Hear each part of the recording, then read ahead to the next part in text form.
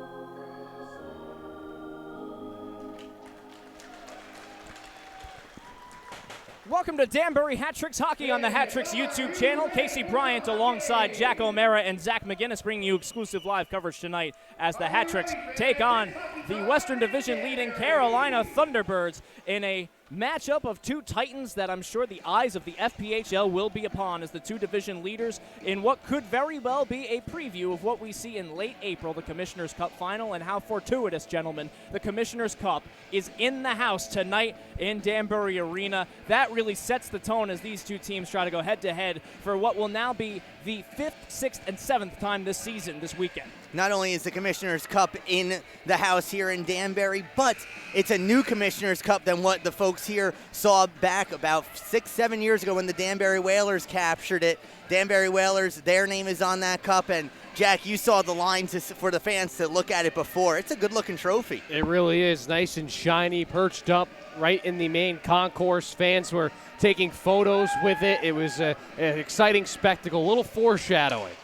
Puck is dropped and away we go as the Danbury Hat Tricks will be skating from left to right on your YouTube screen, donning their traditional home blacks with orange and white trim and early icing right off the dot as 8 seconds into the game. It allows us some time to look at our Ameriprise Financial goaltending matchup of the game. In goal for the visiting Carolina Thunderbirds, a perfect 4-0 record as a member of the Carolina Thunderbirds is Jake Mullen, who has been nothing short of stellar since joining the Thunderbirds from the Battle Creek Rumblebees, where previously he was 0-15. But since joining the red, white, and black, he's 4-0 with a pair of shutouts. In goal for the Danbury Hat Tricks will be number 29, Dylan Kelly.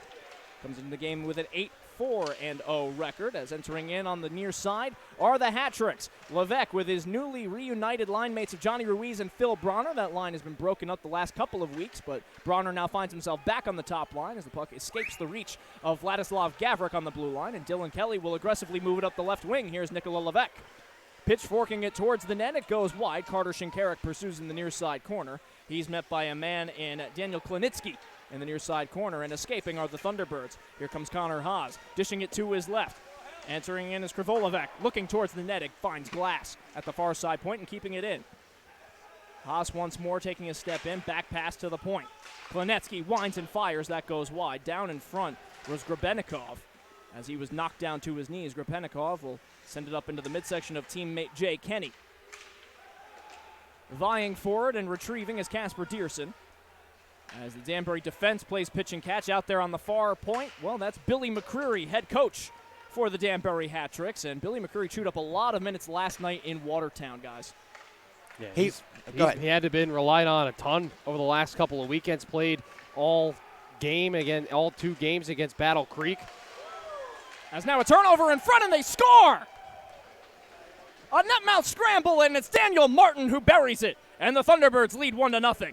Well, Dylan Kelly just gets turned around here. He can't quite hold on to the puck. He's down on his stomach, looks behind him, and sees the puck just hanging out in the blue paint. And a nice job by, I believe that was Dan Martin with the goal. as he just simply forces it over the line. Not the fortuitous start that the Danbury Hat-Tricks wanted. Yeah, it's one of those scramble plays. We saw that a couple times last weekend, Casey, and Dylan Kelly just could not make those saves. He had a couple. It hits him in the blocker area, and they just kind of trickle by him. This time he tries to dive on top of it, but Carolina's just quicker to the puck. It's been a very good start for Carolina, very fast, and they take care of a mistake by Dylan Kelly. And now another turnover, and back in comes Martin as his sharp angle try is gloved out of the air by Dylan Kelly. Kelly laid it right back down onto the ice, was thinking about playing the puck, but a quick whistle will freeze it, and we'll get a stoppage. 1:52 gone by, and, well, that is certainly not the start that the Danbury Hat-Tricks wanted. They've had a lot of difficulty in the early goings of the first period, their last couple of games, going back to a couple of weekends ago against the Elmira Enforcers. And that's the exact opposite of how they started the season. It always seemed like Danbury was almost guaranteed to get a goal in the first 5 minutes. They've really struggled doing that. We said that's what they needed to do in this game, and Carolina stole the script from them. Now a flittering puck will go behind the Hat-Tricks goal line. Vladislav Gavrik over to Cruz Listmayer, who takes a hard check from Joe Cangelosi. Into the skates of Bronner, who takes a hard check up high from Henrici. Over to Listmayer in the corner. Hat-Tricks having a devil of a time escaping from their own end. Now Levesque will pick up the puck and backhand it over to Ruiz. Ruiz makes a move to his left, loses the handle on the puck. Now holding on to in his own end is Vlasov, a former Danburian, of which there are many around the league, considering Danbury hockey, well, it's been around for, in some capacity, for at least 8 different seasons, and Vlasov, Zach, as the resident Danbury historian, I'm sure you've seen Vlasov play. I have. Stan Vlasov, he started here with the Danbury Whalers, was a bit of a fan favorite, moved on. He has certainly made a name for himself here in Carolina. But on the rarer side of things, Jan Salak out on the ice as well. He's a former member of the Brewster Bulldogs. Going way back in FPHL history. Oh, one of the few one and done teams that we've seen here in the FPHL. Going back to the old state line rivalry. The Brewster Bulldogs and Danbury Titans, even though they only existed in a rivalry for 1 year, as Kasich turns around and fires it off the padding of Mullen, they did have a couple of storied games, including an outdoor winter classic, so to speak, Zach. That's right. I froze my tail off for that one. I certainly wouldn't want to be calling a game outside this time of year. No. Not in at least not in a cherry picker like you were in the days. Did you notice that there is a photo online of that right now of me looking very, very cold? Tommy Pecoraro, who was the voice of the Brewster Bulldogs, he was at that game as well. I think he might have been colder. He went to his car between periods just to warm up. Don't blame him. Well, you got to come prepared. You've got to have the hand warmers. You got to have the tea. You've got to be ready. And here I thought Long Johns were all I needed. Haas enters in and is met by the defense as he approaches the hash marks, and it'll be dumped back in by Carolina. 4 minutes into the first period, and the Thunderbirds have already leapt out to a 1-0 lead. Levesque has it in his skates. A lot of ice time in the early goings for this newly formed top line for the Hat-Trick. Well, I say newly formed, but I should say newly reunited, as Phil Bronner has been red hot lately, has points in 10 of his last 12 games, and he's earned his spot back alongside Levesque and Ruiz. And here's Bronner making things happen. Turnover here. Shinkarik, he scores! Bronner with a beauty of a feed, and Shinkarik evens it up. And we've seen this so many times, guys. Danbury creating goals from behind their own goal line there. Phil Bronner doing the dirty work. He makes a play in the neutral zone, intercepts the puck, and then carries it back in. Then he makes a nice play behind the net, finds Shinkarik, and Carolina, they're caught with their heads down. They can't pick up Shinkarik, and talk about a red-hot goal scorer. Carter Shinkarik nets another goal here at Danbury Arena, and he buries the pot, and that's a great way to respond after giving up that early goal. You need your best players to be your best players. Carter Shinkarik, that's his 40th point of the season. He leads Danbury in scoring. Phil Bronner, like you said, Jack, it's his hard work that makes this goal happen. Morrissey behind the net in support. You usually don't want to have two forwards down low below the goal line like that, but Morrissey picks his head up, sees Shinkarik cutting towards the net. That's the kind of response Danbury needed, and we're tied at 1. Well, just as we were talking about how important starts are, there's the Danbury Hat-Tricks answering back within the first 5 minutes of regulation time, as Shinkarik once more has it in his skates. He will back pass it to his defender, Steve Brown.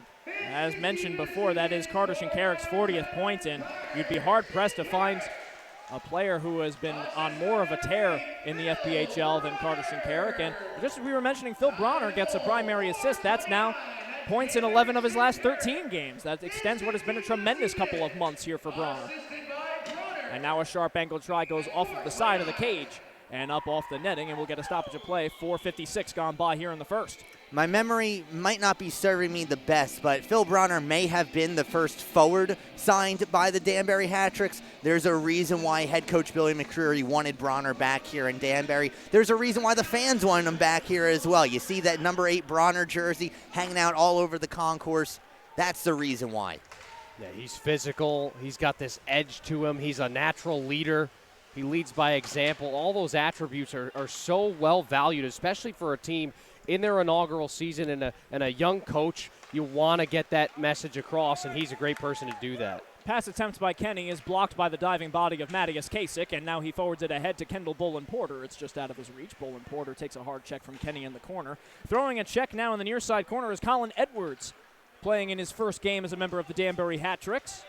His first professional hockey game as Krivolovec fires one off the chest of Dylan Kelly, and it will go up into the netting as Colin Edwards joins the Hat-Tricks, who have been very beat up lately. Gordy Bennell, one of their more talented forwards, out with an injury. Corey Anderson serving a 5-game suspension. There's a couple of openings on the forward lines, and Edwards, the former Jersey William Patterson Pioneer, looking to make an impact in the Northeast. Yeah, he's been everywhere. He's played college hockey at Becker, Nichols, up in Massachusetts, and he's a guy who's going to need to eat up some minutes, especially, like you mentioned, Casey, with Bonnell and Anderson out. A setup in front, and was behind Chad Herron. That's Dan Martin making things happen again. That pass came from his knees. And so as he was being brought down from behind by Cruz Listmayer, who lost his stick in the process. Looking to escape, banking it off the boards and out of the offensive zone. Now Levesque enters back in, winds and fires a slap shot that's seen all the way by Mullen. Now Mullen does have spectacular numbers with the Carolina Thunderbirds, but he is a goaltender that the Hat-Tricks have seen before, and they scored on him with regularity. Granted, he was playing behind what is, objectively speaking, the worst defense in the FPHL, maybe the worst defense in professional hockey in the Battle Creek Rumblebees. Well, how happy does Jake Mullen have to be? You go from the Battle Creek Rumblebees. He had an 0-15 record. Oh, here, let's put you on the defending champions.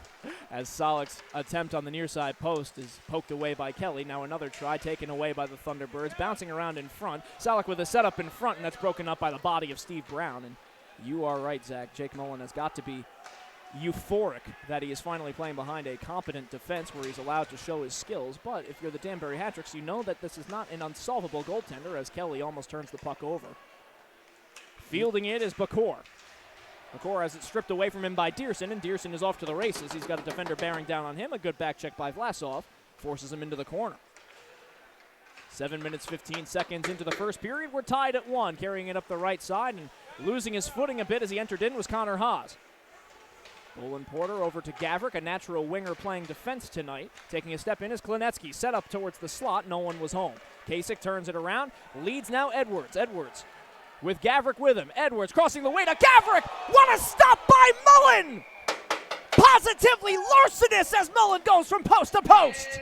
Incredible play, and it's Gavrik who gets this lead pass. The puck's rolling a little bit. He rolls off the backhand of his blade, and Mullen just gets big. He gets himself in front of that puck, and Gavrik, it's not necessarily a well-aimed shot. You can't do much with that pass. It's a perfect pass in from Edwards, and Gavrik just tries to get it on net. Mullen just big with the body. Huge save.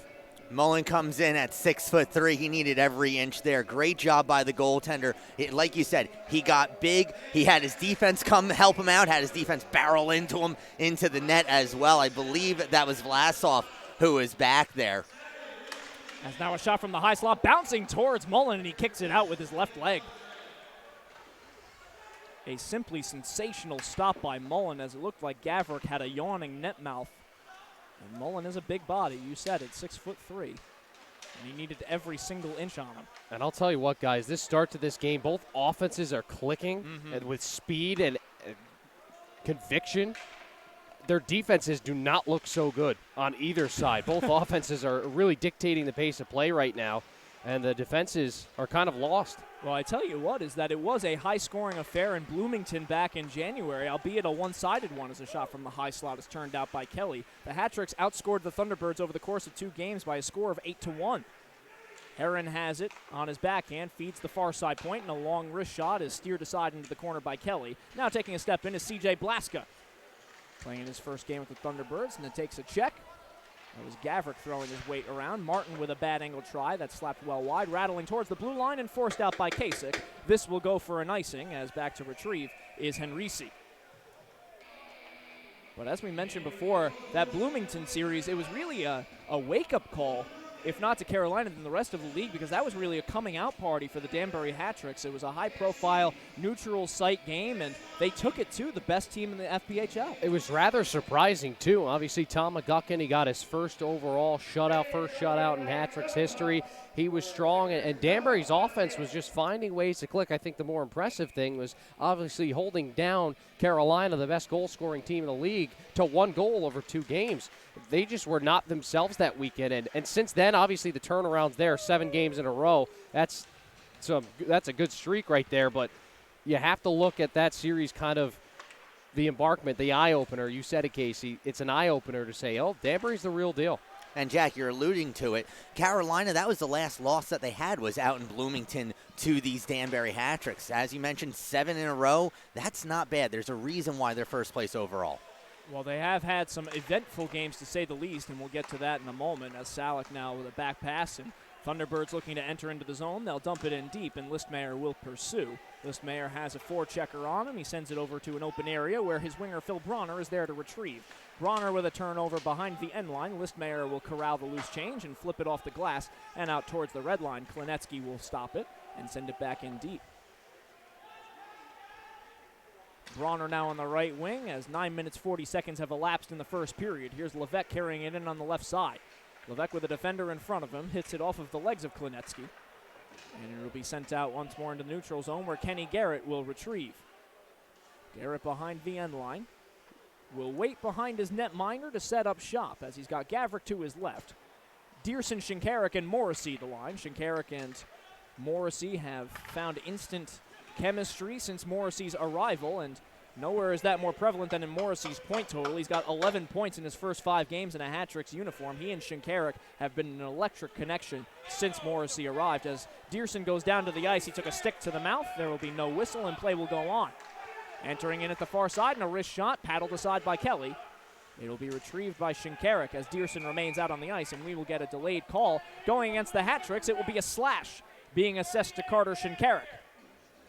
As Shinkarik whacked at the puck, instead found legs. Yeah, he went right into the Thunderbirds' ankle there, and Casper Dearson pleading to the officials, hey, I'm bleeding here. What's going on there? He took a shot up high. Yeah, it came off the stick of Krahalovic, and you know, that was one that went undetected by the referee. You have to play through it. Ultimately, it ends up in a power play for Carolina because Dearson was down on the ice. It's a 5-on-4 in the Danbury zone. Shinkarik gets a little carried away with the stick. Bippity-boppity-boo. It's a Carolina power play. I think that is the first time in a hockey context I have ever heard bippity-boppity-boo. It's better than yada, yada, yada. I'll say it's different. I won't say it's better. Out to the far side point and taking a step in, trying to pick a corner was Haas, and he rattles it off the glass. Keeping it in at the near side point is Blaska. Sends it down low to Krivalovic. Now across the way once more to Haas. Krivalovic has a man setting up in the slot if they can find him. Shot from the high slot blocked in front. Here's Kenny trying to stuff it in, and Kenny has it blocked around in front, and steering it aside is Billy McCreary. McCreary trying to direct traffic as one of the key defenders out there with Steve Brown, Nikola Levesque, and Phil Bronner. Krivalovic with Kenny setting a screen in front. Out to the high slot. Long wrist shot swallowed up. And Steve Brown throws a hard check after the fact as he knocks down Jay Kenny. And we'll get some extracurricular activities on the near side post. Yeah, and somebody's going to go to the box here. Official's got his arm up.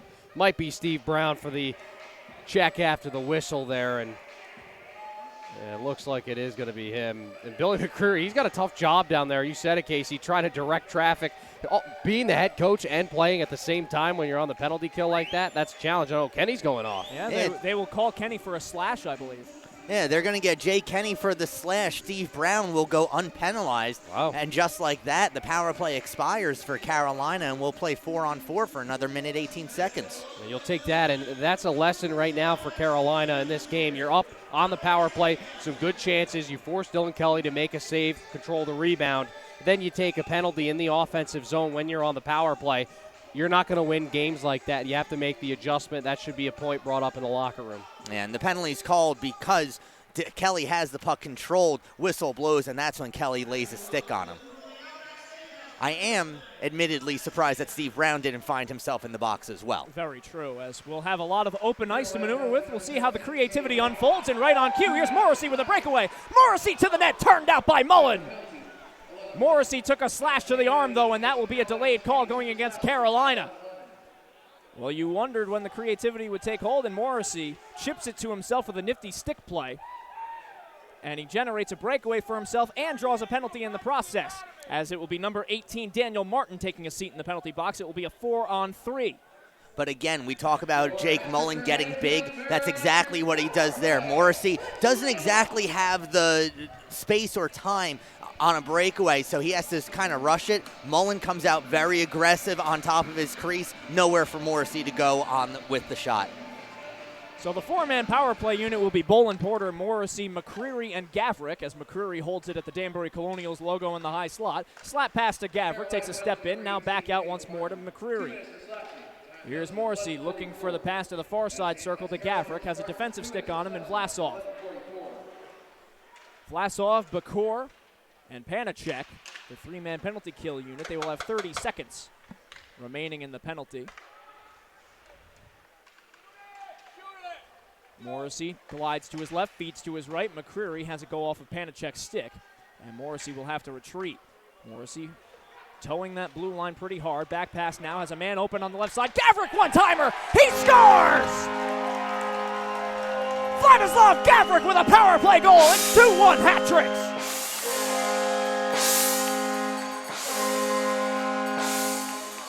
How do you deal with a big goalie? You make him go side to side, and that's exactly what happens here. The puck's being played along the blue line. It's in a dangerous area. It finds its way over to Vlad Gavrick, and Gavrick goes 5-hole because Jake Mullen at 6'3", that's a big 5-hole when he's moving post to post. Now that's Danbury's second unit out there. Give a lot of credit to McCreary. He's the engineer on this. And then he gets the little drop pass in. Morrissey goes, finds Gavrick in where Ovechkin likes to feed his goals. And Gavrick does a really good job at taking this one time and burying the goal.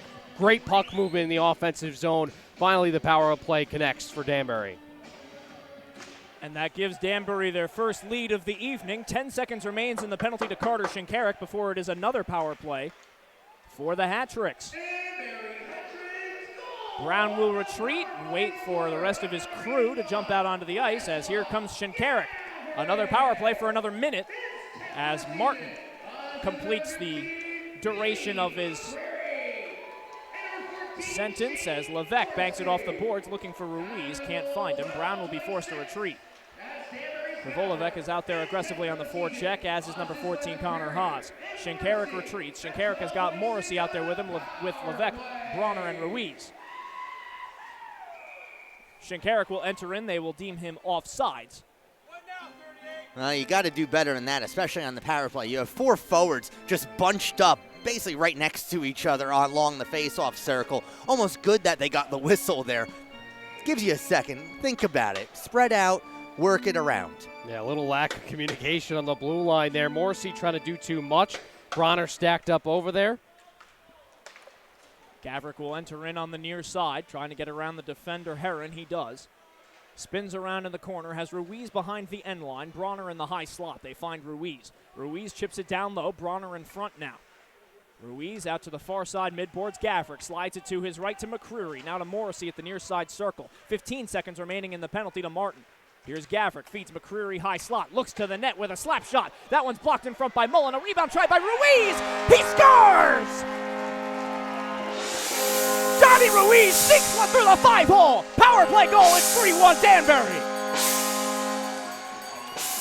That's the second power play goal. It's the second through the 5-hole, and we were talking about patience. That's what Johnny Ruiz does. If he shoots that as soon as it's on his stick, Mullen makes the save. Instead, Ruiz, a right-hand shot, just takes another stride. It forces Mullen to open up the 5-hole. He finds pay dirt, and it's another power play goal. And that whole sequence, Mullen lost the puck. McCreary shot it in from about the blue line. He doesn't see it right away, so it takes him a little bit to try to find his bearings and locate the puck. By then, it's too late. Ruiz has it on the stick, has that patient look, just like you said, Zach, and puts it in between the wickets. And a massive power play goal for Johnny Ruiz, who has gone a bit quiet since returning from the SPHL. Now buries his 15th goal of the season, his 6th power play goal. And Billy McCreary picks up another apple, his 2nd of the evening. And Vladislav Gavrik gets another multi-point outing, as Gavrik starting to get a bit more comfortable patrolling the point, as we'll get a delayed call now going against the Carolina Thunderbirds, a holding call. Well, it's Cruz Listmayer. Excuse me. Yeah, it's Cruz Listmayer going to the box, and this is not what Danbury needed. Listmayer just not fast enough on his skates. He allows the Carolina player to get around him, takes that free hand around. That's a holding call 10 days a week. I don't know where we're getting 10 days in a week, but it feels that way when you're working. Ain't that the truth? Well, it feels that way for these guys. This is their 2nd of 4 games in a row. That's true. It is a long week of work for these Danbury Hat-Tricks and even the Carolina Thunderbirds, because they have had to travel 12 hours by bus to make it up here to Danbury. And for those of you who may have been commuting in Danbury today, that was not a fun feat, as Danbury is currently still locked in gridlock. But that'll be put on hold as here comes Shinkarik. Shinkarik breaking in on Mullen. Shinkarik scores!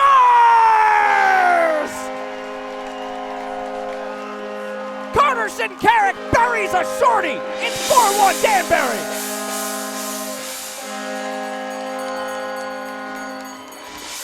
I hear gongs, I hear cowbells, I hear a shorthanded goal by Carter Shinkarik. He had this puck from his own blue line, and Shinkarik's one of the faster skaters in this league. Nobody's going to catch him when you have that much of a head start. He pump fakes to his backhand, Mullen bites on it, and he tucks it inside the near post. This is starting to look a little bit more like the Danbury team we know. We saw them struggle against Elmira. They didn't play comfortably last night in Watertown. Here tonight, much like they did at Battle Creek, they're showing their speed, they're showing their energy offensively, and Carter Shinkarik has once again ignited the offensive surge with a pair of goals. For Shinkarik, his 17th goal of the season, his first shorty. For the Hat-Tricks, it is their 7th shorthanded goal scored this season, and they had a couple of shorthanded looks last Saturday against the Battle Creek Rumblebees in the late goings. And they've taken it to now both at 5-on-5, at the power play, shorthanded. The Hat-Tricks are running the gambit. Now, how do you think Jake Mullen feels? He's probably saying to himself, I cannot get out of my own way with these Danbury Hat-Tricks barreling in like they are. Out to the far side midboards, Martin turns around and squares to the net, plays the cycle game with Haas. Haas now out to the center of the blue line. Klinetsky back over to his right. Haas with a wrist shot through traffic. Seen and held by Kelly. 42 seconds remains in the penalty to Listmayer. Great job by Dylan Kelly there. Getting low in his butterfly, it allows him to track that puck through traffic because there was a sea of bodies in front of him. Instead, he knows where it's coming. He's in his butterfly, lets it hit him in right in the chest and hold on. And since that first goal trickled in past Kelly, he's been much more sure-handed, eliminating rebounds, a little bit stronger, taller up in his crease area. Good response for the netminder wearing number 29. Out to the high slot. Holt slides it over to his right. Blaska cycles it down low. Holding on to it is Cangelosi. Now taking a step in and winding and firing one off the padding of Kelly. Martin will retrieve. 20 seconds to go in the Listmayer penalty. Here's Cangelosi. Back out once more to the midboards. High slot. Blaska slides it to his left. Holt with a shot redirected in front. Diving on it is Kenny Garrett. Unable to clear the zone, though, as turning around. Martin fanned on the shot attempt, now slides it over to Holt. Holt fans on the shot. Shinkarik diving in front of him. Holt rifles one into the rabbit on the center of the sweater of Dylan Kelly, and he holds with 4 seconds to go in the penalty. Well, Carolina certainly isn't making it easy for Dylan Kelly, as you've got Chad Herron in front of the net, along with Joe Cangelosi. Those are two bigger bodies. Makes it difficult for the goalie to track it around, and a nice shot by Holt, but a better save by Kelly. And I really like the shift there for Kenny Garrett. He goes down, he's physical, down low. He's the reason why that little trickle puck doesn't go in. Good stick there, and then he's physical in front of the net, almost blocked a shot too. Now, as this power play concludes for the Carolina Thunderbirds, there's some jawing going on over by the Carolina Thunderbirds bench as a slap shot goes off the stick of Salek and out into the neutral zone. As leaning over the boards was Chad Herron. He was having some words with Carter Shinkarik as the two of them are lined up right by that glass divider. We'll see if that spills out onto the ice. Shane Morrissey wanting to get his jaw involved as well. Salek goes behind the end line. Carolina sets it up in front, open man, and couldn't get a shot off was Henrici as he was brought down from behind by Brown. Now a setup for Vlasov. That shot goes off the catching glove of Kelly and into the far side corner. Ruiz will bank it off the boards, but not out. To Panicek, tees up a wrister. That one's caught and held by Kelly as the Hat-Tricks have finally reached the media timeout with 3:19 remaining in the first period, and they get a moment to catch their breath as a couple of failed clearing attempts, and the Carolina Thunderbirds starting to open up the shooting gallery a bit, which is unsurprising given how dominant this Thunderbirds team can be possession-wise. Absolutely. They were that close on that last sequence, guys. Henrici was bearing down on the net. If it wasn't for Bronner's shove from behind, he gets that shot off point blank. That's tough to stop. But again, Danbury's defense just looks a little bit lost. Hopefully now with the 5-on-5, they can bounce back a little bit and get those fresh legs. It's a little bit easier to defend when you have an extra guy on the ice. Are we allowed to even play 5-on-5? It's been power plays back and forth for both these teams. But to your point, Jack, with Henrici, if Bronner doesn't hit him, Kelly is already going from post to post. His momentum's carrying him away from the play. Good job by Phil Bronner. Did he knock down Henrici from behind? Yes. Did he get away with it? Yeah, probably. But with the way things have been called already in this game, at the very least you can say that the referees are letting them play. Well, we mentioned how the shooting gallery was opening up. Shots on goal currently are 18-10 in favor of the Carolina Thunderbirds. Carolina averaging a shot a minute. Face-off in the near side circle will be Haas against Shinkarik. Shinkarik wins it back to McCreary. Over to Listmayer, now leaves it for Morrissey as a pair of 14s go into the corner. Now over to McCreary at the near side. McCreary has Dearson in front of him. Will Spinorama backhanded up to Dearson. Now Shinkarik to his left, Morrissey. And the two former Evansville Thunderbolts connect as Shinkarik has it on the backhand, sends it off of the chest of Mullen. It's kept alive. Dearson out to the far side point. Listmayer turns around. A wrist shot goes well high and wide. That might have been deflected. Gravolovec now leads it up the ice for Haas. Haas enters in past McCreary. Haas has a man across the way, set up in front. Blocker saved by Kelly. A rebound is steered out by Shinkarik.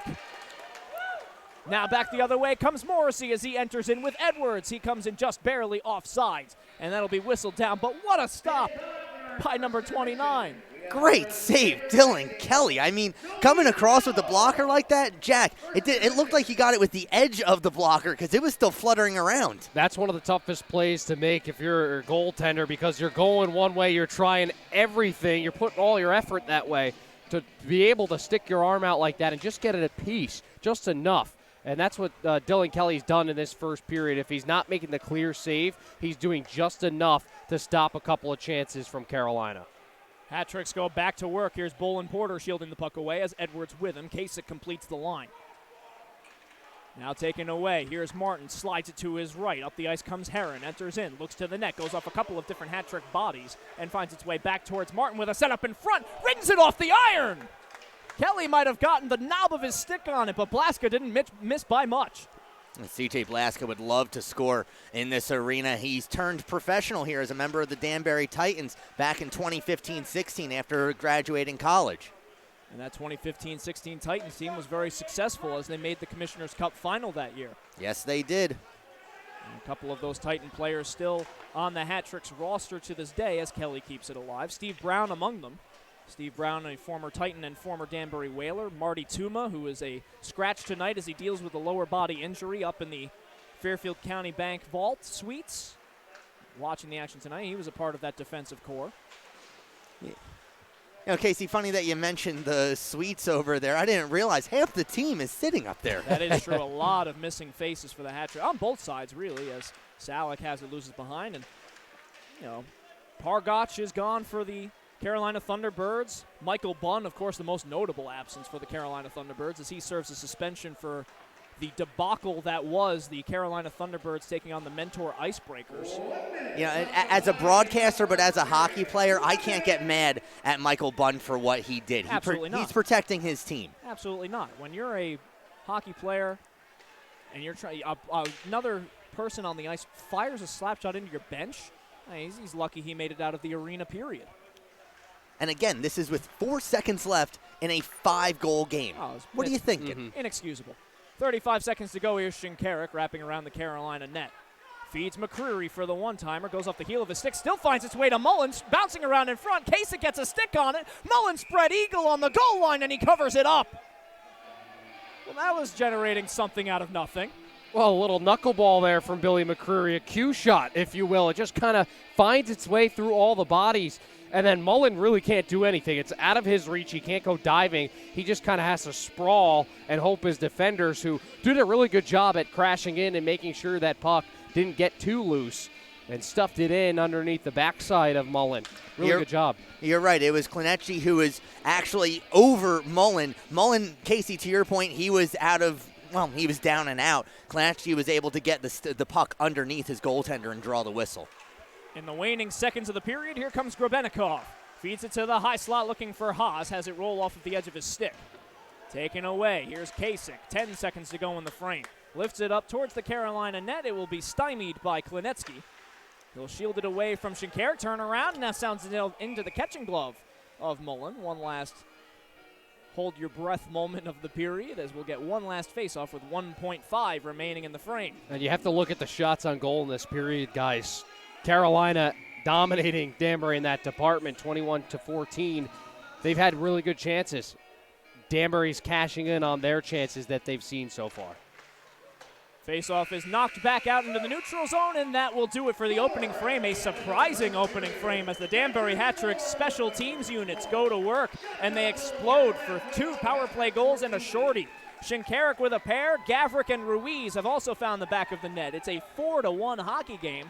And who could have seen this coming with the way that the Carolina Thunderbirds have been playing, how impenetrable Jacob Mullen has been, and with both sides missing their fair share of offensive weapons, the Hat-Tricks are still taking it to the best team in the league. I think that their effort, their response, Carolina gets out to that early goal, gets by Kelly. They didn't let that bother them. I think that was the biggest thing. They jumped right back in to the way that they wanted to play this game. They did score early, Zach. And then they kept scoring. They didn't stop there. They weren't content with being tied up, being up by a goal. They kept the pressure on the power play, on the penalty kill, and 5-on-5. They need to clean things up and defensively, but their offense is firing. And to your point, that's the difference I see between so far this game and the Elmira series from 2 weekends ago. Because when Elmira scored first, Danbury started to fold. They started to crumble. Here, they got back to it. They were able to equalize it early on, and then, 3 more goals on Jake Mullen, who, Casey, you mentioned it. He's 4-0 so far in Carolina. He's got 2 shutouts down in Carolina, and Danbury at one point had 4 goals on 10 shots. That's not bad if you're the Danbury offense.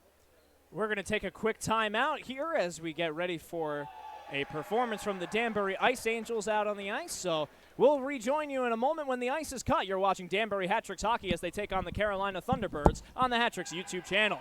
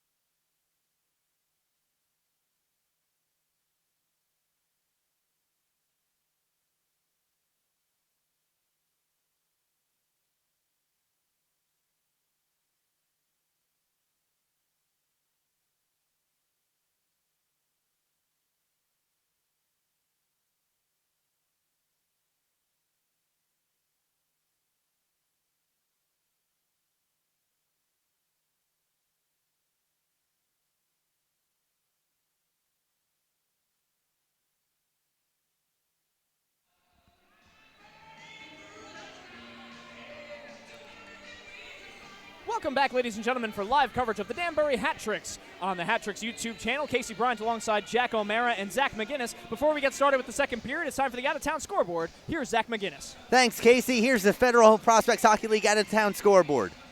Okay, we're done. Only game in the league tonight here in Danbury, and you know it's nice that you have the eyes of the league on you. It's special. I know everybody's watching, especially Jack, when you have the two best teams in the league, although that was not the first period we were really expecting. I thought it was going to be a lot closer, and the way that Carolina came out of the gate, I thought that they were going to be a problem to deal with if you were on Danbury's side. And that script just basically went like this. Boom, 180, and Danbury became the problem. Carolina is still generating shots, but strong goaltending from Dylan Kelly, and then Danbury's just increasingly pressure that they provided in the offensive zone was enough to push them over the limit and get them those 4 goals, and contributing in all facets of the game. When they're down a man, when they're up a man, very, very positive first period for the Hat Tricks. Well, you have to think that head coach Andre Nitsch will be fired up heading into that first intermission after what was a lackluster start for the Carolina Thunderbirds. It certainly didn't look like it was going to be that way. They scored within the first 2 minutes of the game.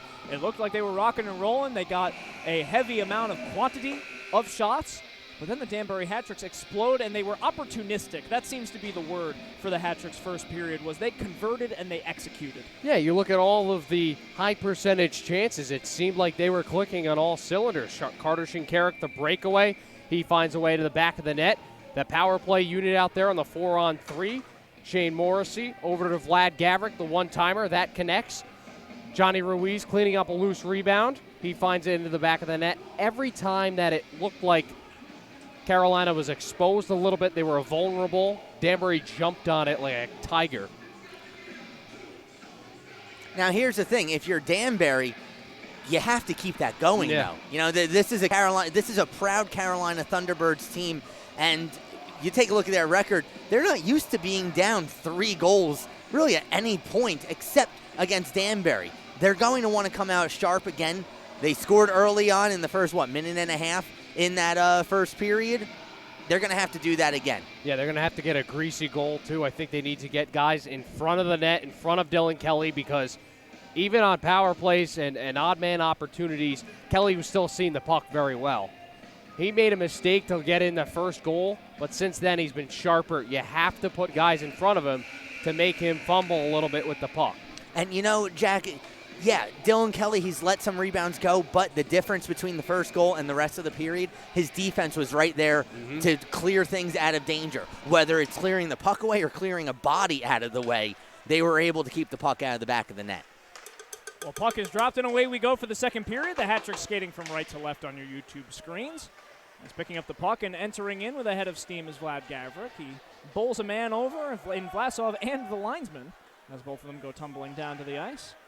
And Gavrik is like a bull in a china shop sometimes. He is one of the more solid bodies on this team. He's 6'4", 220 pounds, hailing from Kharkov, Ukraine. As he holds on to the puck and slides it to his left. Cruz Listmayer looking for Phil Bronner. Bronner has it hop off his stick. It's knocked away from him. It trickles over towards the Hat Tricks bench, where Ruiz will shovel it ahead towards the blue line. Bronner doing battle with Bakor. Now turning around is Panacek. Slides it to his right to Salak. Now back to Panacek. Toe save Kelly. Rebound is steered aside.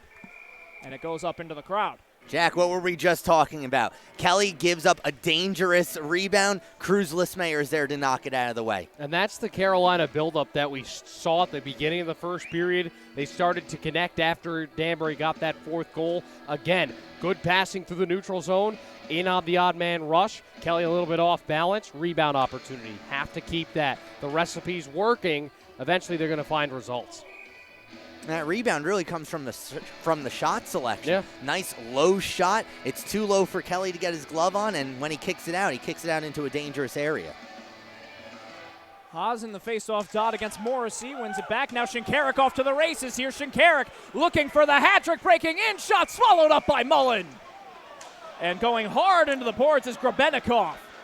Grebennikov might be a little shaken up there. That was not a fun collision with the end dashers, but Shinkarik, I think he was trying to catch Mullen by surprise there. He had more time than he knew what to do with the puck. He launches it. He's trying to go 5-hole, trying to catch Mullen, expecting a deke. Good job by Jake Mullen to stay tight to the ice and keep that one out. Man, is Carter Shinkarik hungry for the puck or what? He is all over that thing, and he's using his speed. I think you're right, Zach. He just wants to get this away. Maybe he's thinking, hey, I went with the skill move last time. I'll try to beat him with a quick shot. Mullen did a great job of getting above the blue paint and making that save. Mullen went to school on Carter Shinkarik, tried to take his angle away. You're right. Lifted up towards Holte. Soccer kicks it up to Martin, who enters in on the blue line, loses the handle on the puck. Now Dearson chips it up ahead, intended for Shinkarik. Instead, Blaska fields, and Blaska takes a hard check.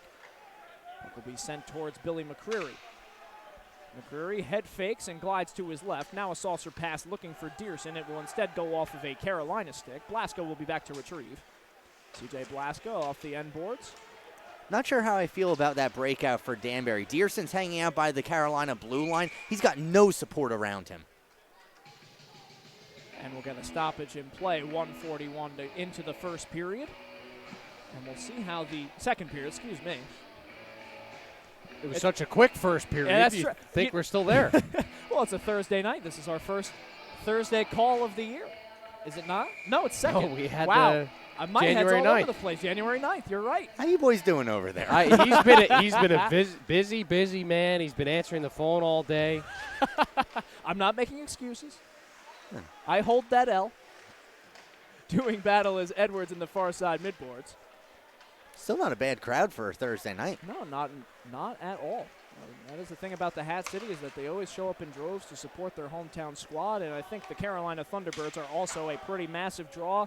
Everyone in the FPHL stratosphere knows what the Thunderbirds are capable of and what kind of product they bring to the ice, as Henrici rifles one off a defensive stick up into the netting. And you know all the eyes are on this game tonight because it's the only game on tonight. So yes. it's a prime time pinnacle game in which you're kind of seeing, okay, this is the best of the West and it's the best of the East going head-to-head in the final venue that they'll see this season.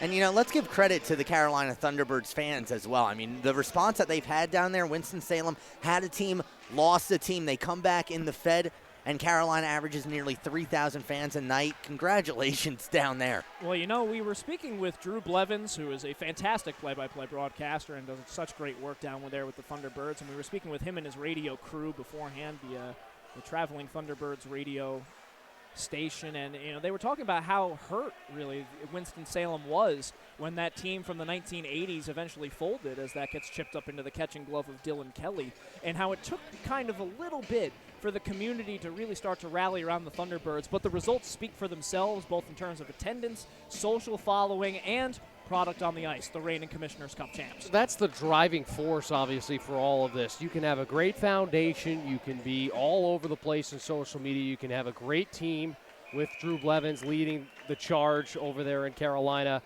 But it's all what comes down to is what you do on the ice. And winning the Commissioner's Cup is obviously going to bring you some success and some fandom, obviously. Well, that all starts with Andre Nietzsche. Nietzsche went down to Carolina after the Berlin River Drivers folded, after the Berlin River Drivers ended the Danbury Titans season, really ended their franchise because the Titans folded over the summer. Out to the far side point, Martin holds on to it, looks to the net, it goes off a defensive leg and into the corner. Heron holds. Now slides it down low for Cangelosi. Cangelosi out to the point once more. Blaska has it knocked away from his stick, and now Ruiz trying to get past the defense. He does. Levesque is with him. Ruiz looks to the net. Backhander. He scores! Johnny Ruiz, it's 5-1. Ruiz with his second of the game. The mind games are starting with Jake Mullen. Mullen was expecting a shot. You have Levesque driving towards the net. Okay, is it going to be a pass? The last thing he thought was going to happen was Johnny Ruiz was going to pull it to his backhand and tuck it inside the post. It's 5-1 Danbury. And that's all Johnny Ruiz was thinking, was shoot the puck, because Levesque was not a passing option. The defender was all over him, so it was all Ruiz. He just had to beat the defender barely in behind him. He gets a little bit of aggressive. Mullen jumps out of his crease, easy backhand tap in for Ruiz for his second. Well, I tell you what, this is not the first time that Jake Mullen has been beaten by a Johnny Ruiz backhander maneuvering on. And Ruiz had a backhand goal against the Rumblebees back on November the 23rd. And the Johnny Ruiz backhander is something that has been patented by number 19. He scored a couple of backhander goals against Watertown, against Elmira. That is really his go-to move as the right-handed shot cutting to the left. Bakur has his shot go off of Panicek's body and behind the end line. You know what surprises me about Carolina right now? Danbury, yeah, they've put up 5 goals, but it's the speed of their defense. How many times now have we seen Carter Shinkarik, Johnny Ruiz, or Shane Morrissey get behind these defense, and they're off to the races? They can't catch up. Yeah, they're caught flat-footed on their back of their feet. They just really are not expecting the jump. Dearson with a trailing shot that gets blocked in front by Jay Kenny. And that was another job where Carter Shinkarik was able to breeze past the defense. Here's Haas looking the other way. His pass is broken up by the legs of Garrett, and it goes up into the netting. And we'll get a stoppage of play. 4 minutes, 16 seconds gone by. Dearson got everything that he wanted on that shot. He's playing angry ever since he took that high stick. Faceoff will be to the left of Dylan Kelly. It will be Bolin Porter out there on the third line with Colin Edwards and Mattias Kasich. Haas will have a man to his left in Grebenikov and a man to his right in Krivolovec. A lot of syllables out on that line. Out towards the neutral zone, Edwards flips it off the boards. Kasich has it on his tape. Looking across the way for Bolin Porter, intercepted by Krivolovec. Now Haas crosses the red line and flips it up ahead. Off the end boards, Kelly leaves it for Steve Brown. Vying for the puck, still jostling for it. Sticks coming together, bodies strewn on the ice, and Kasich loses the handle on it. He leaves it behind for Bolin Porter. Hampered from behind by Haas, and Carolina will simply dump it in deep, and this will go for an icing. Well, certainly not the prettiest breakout there, but, you know, if you're Danbury, fine. Take the icing call, get the offensive face-off, set things up once again. It's working. So now an offensive zone draw and even more ice time for this newfound top line for the Danbury Hat-Tricks of Ruiz, Bronner, and Levesque. Faceoff is won by Ruiz. Levesque loops it around the perimeter of the boards. Here's Bronner with a setup in front, just in front of Ruiz. Couldn't connect with him. Now the other way. Here's Martin. Winds and fires. Blocker save by Kelly. Was looking for that far corner. That is an impressive save, too, because he had to fight through 2 players coming across his mass there. Fights through that traffic and then just punches it away with the blocker. Good save. Gavrik spins away from Martin and will seek shelter behind his net. Leaves it for Ruiz, and out come the Hat-Tricks. Bronner on his backhand, looking to lead Ruiz. It's instead intercepted. In comes Herron. He leaves it behind now for Cangelosi. His shot goes off the legs of Gavrik and will be chipped down low. Herron will give chase. He's tied up by Listmayer. Puck slowly trickles out, now is batted out to the blue line. Gloved out of the air by Listmayer, bouncing around pinball style between the hash marks. It's picked up by Carolina. Now out to the near side point. Holt with a shot through traffic that hit off the legs of Cangelosi. Cangelosi is a bit slow to get up as he had Listmayer on top of him. Now looking for Gavrik as Gavrik enters in on the right side. Back pass for Bronner, one-time shot gloved out of the air by Mullen.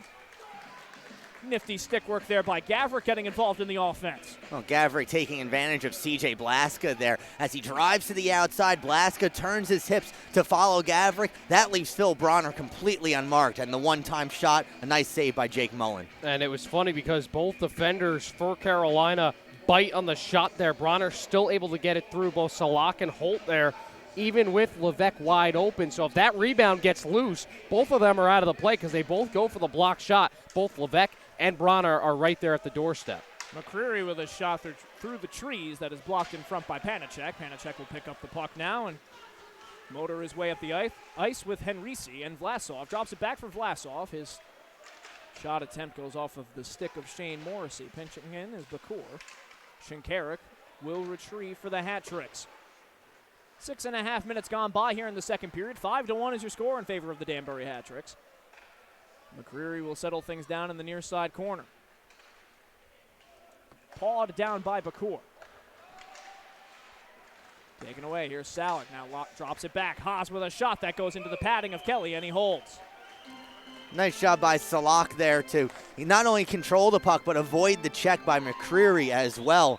Carolina, they're still pouring it on Dylan Kelly. That's their 29th shot on goal. Well, they're getting easier entries into the offensive zone. But again, once Kelly makes that save, there's not much of a second chance opportunity. He's eating it right away, and Danbury's done a better job getting the puck out from their own zone. Face off to the left of Kelly. Bolin Porter and Haas coming together. Won by the Thunderbirds. Kenny takes a step in. Had to hesitate for a moment to avoid a collision with Krivolovec.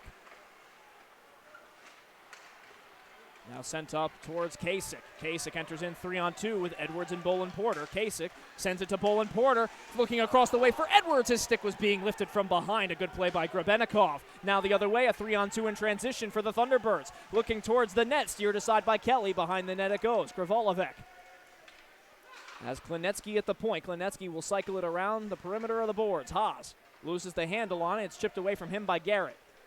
Now Gavrik. Crosses red line, blue line, enters in with a pair of Thunderbirds around him. Gavrik still has the puck. Deek shoots. Glove save by Mullen. Sensational single-handed effort by Vlad Gavrik. It's a shame that Jake Mullen makes this save.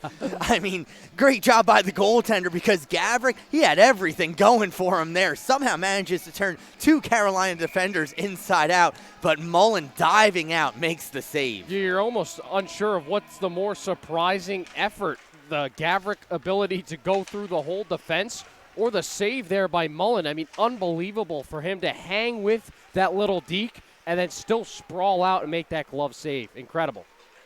Jake Mullen doing what he can to keep the Thunderbirds in the game as he awaits goal support. Behind the net it goes. Blaska out to Holt with a one-time shot that's well wide. Fielding is Cangelosi. Cycles it down low, intended for Heron. He's staple gunned against the boards. Martin picks it up. Martin has a pair of hat tricks around him. Ruiz goes tumbling down on top of him. Martin looking around for a whistle.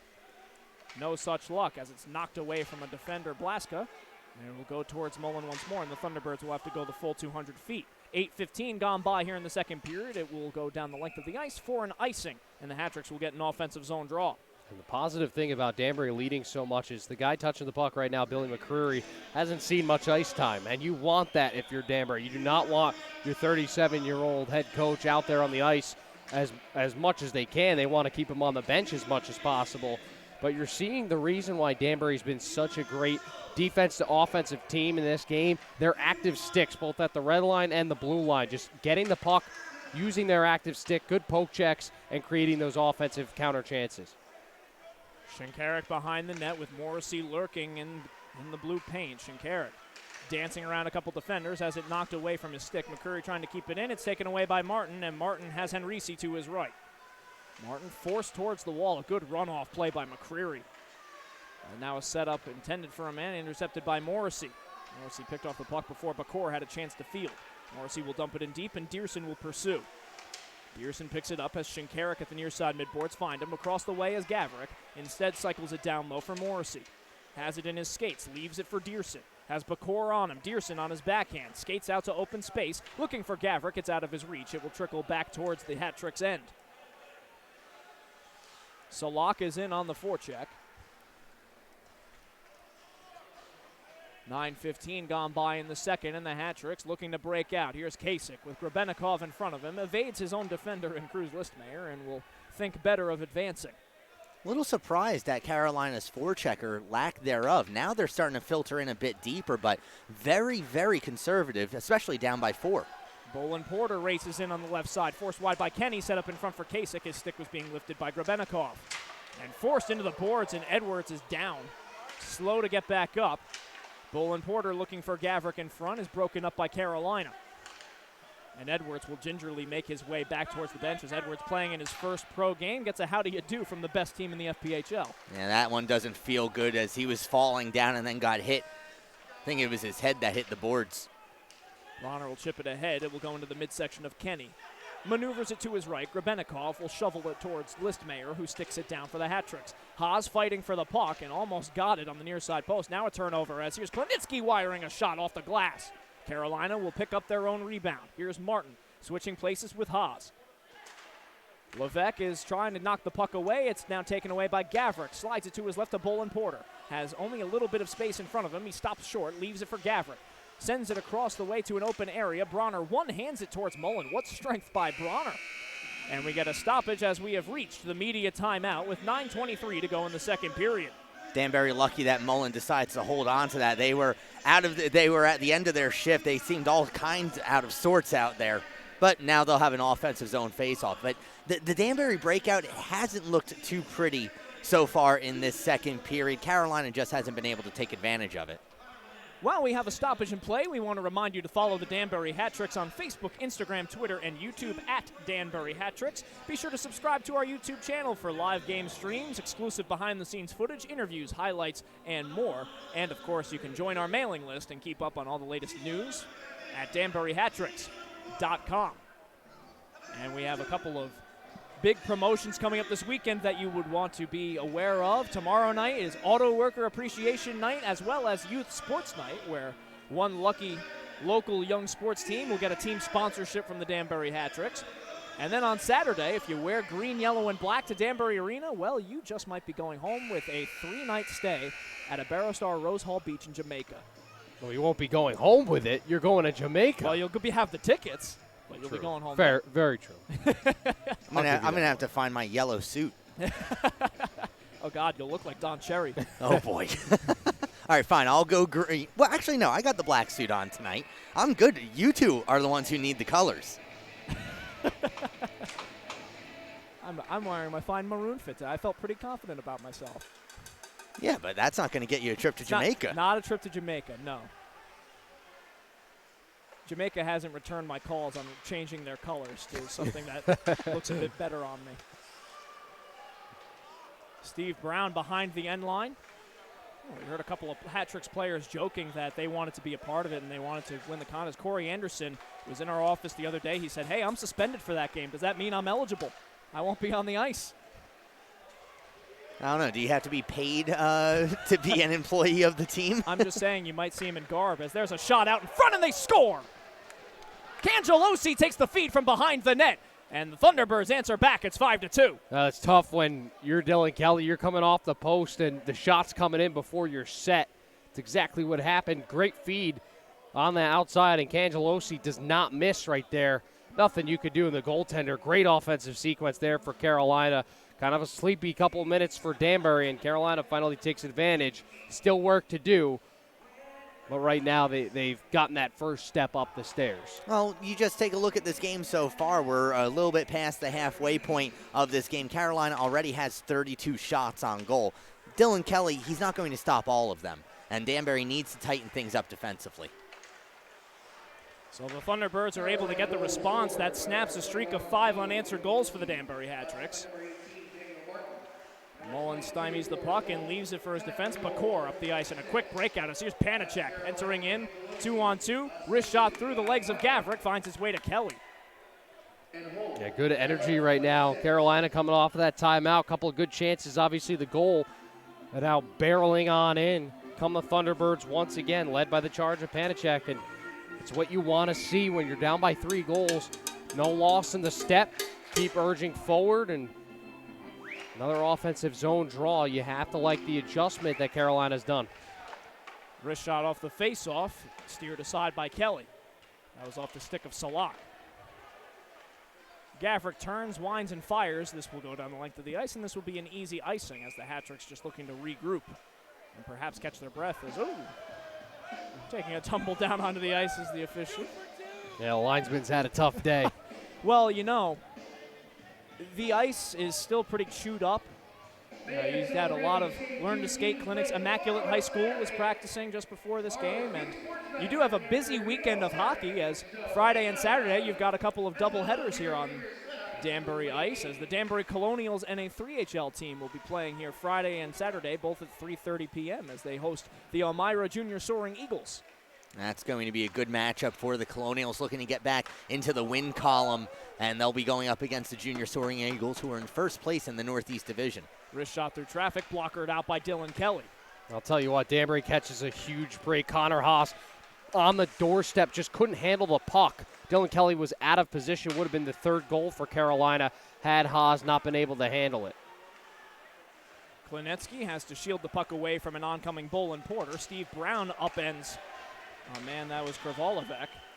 And that gets some whistles of approval. 2-on-1 entering in. Bronner with Bolin Porter. Saucer pass intended for Bolin Porter. Goes off the legs of Kenny. And Kenny comes up and starts talking to Phil Bronner as the two of them exchange pleasantries. Well, Kenny gave Bronner a two-hander across the legs once that puck was covered by Jake Mullen. But Bronner, a disciplined player, he doesn't respond to it. His team's up by 3. And Carolina, as dangerous as they are, you don't want to give them a power play. Ruiz has Levesque standing directly behind him if they can win it for a one-timer. Instead, it's taken by the Carolina Thunderbirds. Sliding it to his right is Heron. Heron will send it towards Dylan Kelly. It takes a lively bounce off the paddle of his stick, and he freezes the puck, and we'll have a face-off in the defensive zone for the Hat-Tricks with 7:10 remaining in the second period. 5-2 your score in favor of Danbury. Now, as fast as that first period was, this second period's the complete opposite. It's lots of whistles, lots of icings, and each team with a goal. Holt has it. Slap shot, seen all the way by Dylan Kelly, and it goes off his blocker up into the netting, and we'll have yet another whistle. Well, we haven't seen any penalties. It's been a really clean second period. That's on the true. side of, we saw a 5-on-3, a 4-on-3, couple power plays each way. They were all bunched together, and that resulted in a pair of power play goals for the Danbury Hat-Tricks. And then on an ensuing penalty taken by the Hat-Tricks scored a shorty. And another face-off as Dylan Kelly freezes yet another puck. And we'll get a line change for the Hat-Tricks as out onto the ice comes Shinkarik, Morrissey, and Dearson. Hat-Tricks trying to get a clean face-off win so that they're able to escape from their own zone. They'll turn to Carter Shinkarik as he tries to win one away from Joe Cangelosi.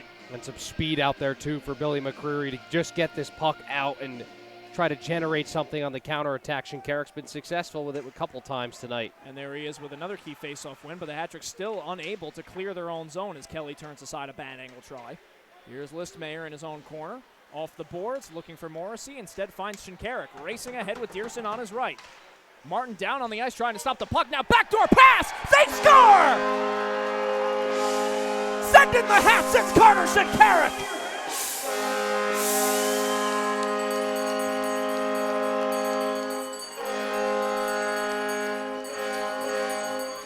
Not the way they drew it up, but they'll take it. Carter Shinkarik tries to split the Carolina defense, loses the puck, but takes both defensemen with him. Shane Morrissey picks it up. Shinkarik continues going towards the net, and it's an easy deflection into the back of the cage. Well, take what they give you, right? Shinkarik's just been playing so well. Again, he's got a knack for the puck. He finds it.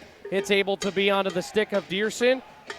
And then just the pass back, just a heads-up play by Casper Dearson, who's taken a beating tonight's game, a hit up high. He lost a tooth earlier in the first period, finds a nice little first assist, primary assist there. He gets that puck in, and it looks like one of the officials going off. Looks like we have an official shaken up after he took a tumble. So we will play with a man down. Only 3 men in stripes. And we'll keep an eye on that and see if we can finally get back to. So the referees will be playing shorthanded. Yeah, Chris Pimentel's going to have to do some double duty, and he's actually going to have to go and bring the locker room key over to one of the helpful fans down there in 108. And, Jack, you're exactly right. That is Chris Pimentel, who, well, he's going to have a busy one. 1 linesman, 2 referees. Usually it's the opposite of that. Yeah. You don't normally see that too often. Well, nevertheless, in regards to the hockey being played, Carter Shinkarik picks up his 18th goal of the season. That is a mark that is now 1 off of Corey Anderson for the team lead. And he has time to catch up to Corey Anderson as Anderson is suspended for the next 4 games. Following an altercation he had last Saturday with Willie Dagneau on the Battle Creek Rumblebees. Could always dress Anderson as a linesman. That's true. Morrissey takes the puck away, dishes it to Shinkarik, gets it out to Dearson with a trailing shot and fires it just wide. So for Shinkarik, that is his 2nd hat trick in the last 3 games. Is that good? Well, we mentioned no one's been hotter on this team than Carter Shinkarik. The video game numbers. I mean, that's stuff you put up in NHL franchise mode with your creative player who's 99 overall. You don't see it often. I got Reed Boucher to score 41 goals in a season once. That's how you know it's a video game. Definitely not simulated. No, definitely not. No.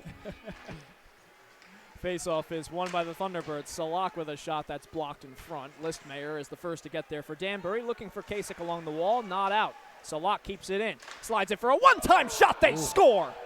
What a snipe from Mike Henrici! And the Thunderbirds answer in short order at 6-3. Scorcher. What a shot. Puts it in, Henrici puts it in the perfect place. Dylan Kelly, unless he's covering that far post, which if you're a goaltender, there's no reason why you would be over there. I mean, what a shot. That was fantastic. Yeah, you saw the water bottle pop on the top of the cage. That's when you know it's a pretty goal. There's perfect passing, and the finish is there. I mean, Carolina, their goals, aside from the first one, they've been pretty nice so far. And to get 2 here in this period, very important for them, and it's back to a 3-goal game. Carolina goal scored by number 8, Mike Henrici. Vlasov will dump it in deep, and it will loop around to the near side midboards, and the Thunderbirds go back to work in the offensive zone as they find themselves chasing 3 with 5:45 remaining in the second period. And wouldn't they love to close that gap a little bit before the second intermission. Bolin Porter flicks it up towards the neutral zone, but is unable to find a friendly stick. Salak tag teamed by Gavrik and Edwards. Now over to Brown. Hesitates a moment, looks for Kasich. It's out of Kasich's reach, and no, they will wave off the icing. Don't normally see icing waved off when the puck's already behind the goal line. That's true. What line's it in? You've only got 3 sets of eyes on it now. It certainly didn't seem like Kasich had gotten a piece of it. Nevertheless, they will say that it is not an icing, and play will go on. Here's Klinetsky crossing red line, blue line, entering in up the gut of the ice, is met by the defense. Ruiz takes the puck away and is content to send it out to open space. Gavrik throws a hard check and is able to kick it to himself. What a play by Gavrik. Taken away once more, though, as here comes Krivolovic.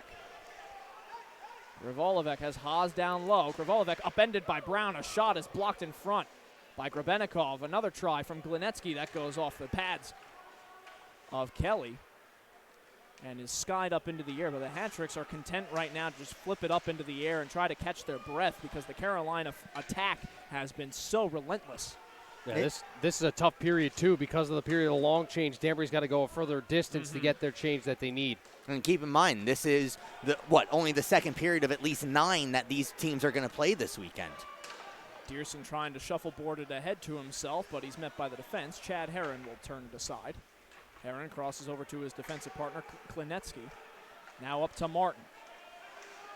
Martin looking for Herron. Instead, he gets it himself, and his shot from the high slot goes off of the body of Shane Morrissey and up into the netting with 3:54 remaining in the second period. 6-3 your score in favor of Danbury. Well, again, another poor puck possession for Danbury. They lose it in their own zone. Carolina's all over it. And again, another offensive zone draw. It's a 3-goal game, but Carolina keeps knocking like this. Eventually, they're going to find some juicy chances. And the way they've been moving the puck, especially circle to circle, has been strong. Here comes Panicek looking for Salak. Salak keeps it in at the blue line. Over to his left, taking a step in and firing is Henrici, and it goes up underneath the mask of Dylan Kelly. And Kelly will have a word with his defender, Cruz Listmayer, trying to get on the same page, as I believe Listmayer was screening his own goaltender on that one. Surprised at how quickly the Danbury offense left the zone in that case. There weren't any options on the breakout. It results in a turnover and Carolina's 43rd shot on goal.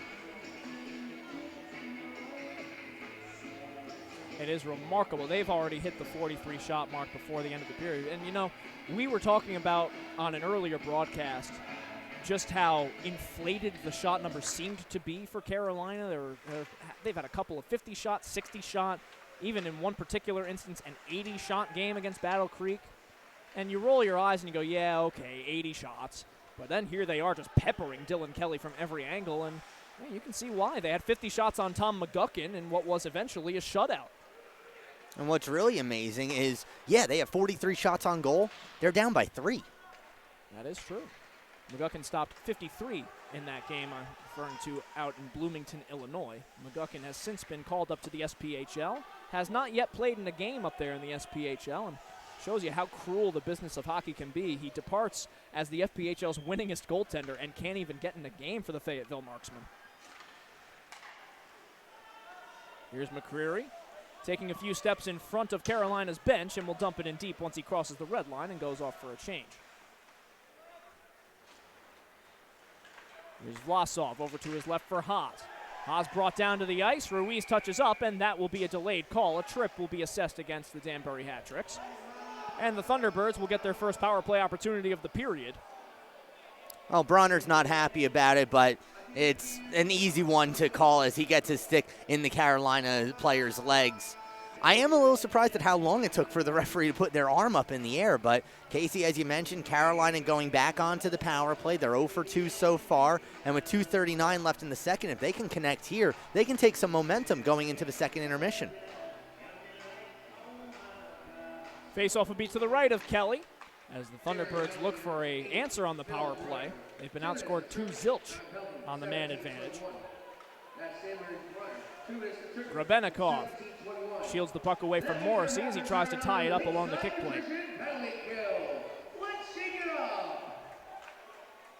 Holding on to it, Haas, as he stands in front of the Hat-Tricks bench. Chips it off the boards, taken away by the Hat-Tricks. Here's Morrissey. Has a bit of open space, squares to the net, gets around a defender, and is knocked wide by Grebennikov. And it will instead be sent down towards the Hat-Tricks end, and Steve Brown will get there first. Brown rifles it down towards Glinetsky, who is waiting for it patiently over by the penalty box where Phil Bronner sits. 1:35 to go in Bronner's penalty. Entering in, a wrist shot saved by Kelly. Rebound, they score! Connor Haas buries it on the rebound. And a power play goal makes it a 6-4 hockey game. Well, this is what we've been talking about with the rebounds. Another low shot. Kelly kicks it out, and Haas is right there to sneak it through the 5-hole. And, well, 2:10 left. Carolina's made it a 2-goal game. And it's Steve Brown who is unable to box out Haas. And Haas had that chance earlier with the puck on his stick. Beautiful wide open cage, and it just rolled off, and he couldn't finish it. This time, he's got a good chance, and he fights off one of the bigger Danbury Hat-Tricks players for a nice-looking goal. So don't sleep on the Thunderbirds just yet, as they are clawing their way back in. It is now only a 2-goal deficit. Taking a swing and getting it across the blue line, but not much further, is Phil Bronner, fresh out of the box. We're back to 5-on-5. Carolina Thunderbirds now 1 for 3 on the power play. Here's Cangelosi behind the net, now out to open space. Cangelosi fields, back pass for Holt, looking for the redirection in the slot. Martin had it trickle through his wickets. Levesque swings and misses, and the Thunderbirds will retain possession. Boy, how good have the Thunderbirds been at holding that red line, making sure the Hat-Tricks can't penetrate in this period. Shot attempt is steered into the corner by Kelly. Now picking it up with a head of steam is Ruiz. Ruiz will dump it in and go off for a change, and that's exactly what the Thunderbirds want. A lack of sustained pressure from Danbury with 1:05 to go in the frame. Yeah, they're forechecking much better now. The lack of passive approach, that's gone out the window. It's aggressive now, full speed ahead. Shot from a sharp angle is gloved by Kelly, but not held. It went in and out of the pocket. Shinkarik holds, back pass for McCreary as he settles things down in the waning moments of the second. Morrissey will flip it ahead. Behind the end line it goes in the Carolina zone. Dearson aggressively in on the forecheck. 40 seconds to go in the frame as Dearson brings down Panacek. Bakor, quick one-touch pass up to Panacek. Crosses the blue line. In on McCreary. His shot is fought off by Kelly. Into the far side corner with half a minute to go. Gavrik escapes with the puck and sends it out into the neutral zone. Vlasov has Bakor across the way. He'll sauce it on over to him with 15 seconds to go. Deflected in by Henrici. Gavrik the first to retrieve. Sends it over to Salak. 10 seconds to go in the period. Hat-Tricks will chip it out to the neutral zone. 5 seconds remain. Klinetsky can get one last shot off if he hurries. Enters in on the blue line looking for the backdoor just over the net. And Panacek hops into the air as he knows he didn't miss by much. Wow, what a way to close out that period for Carolina. The ice was tilted there at the end. 2 goals to bring this back to a 2-goal game. They looked very, very strong. And again, Dylan Kelly has just faced them all tonight. He's done well with the ones he's seen, but those rebounds are just there. And Carolina, much better period than the first. They responded well, and it's a 2-goal game. It's far from over.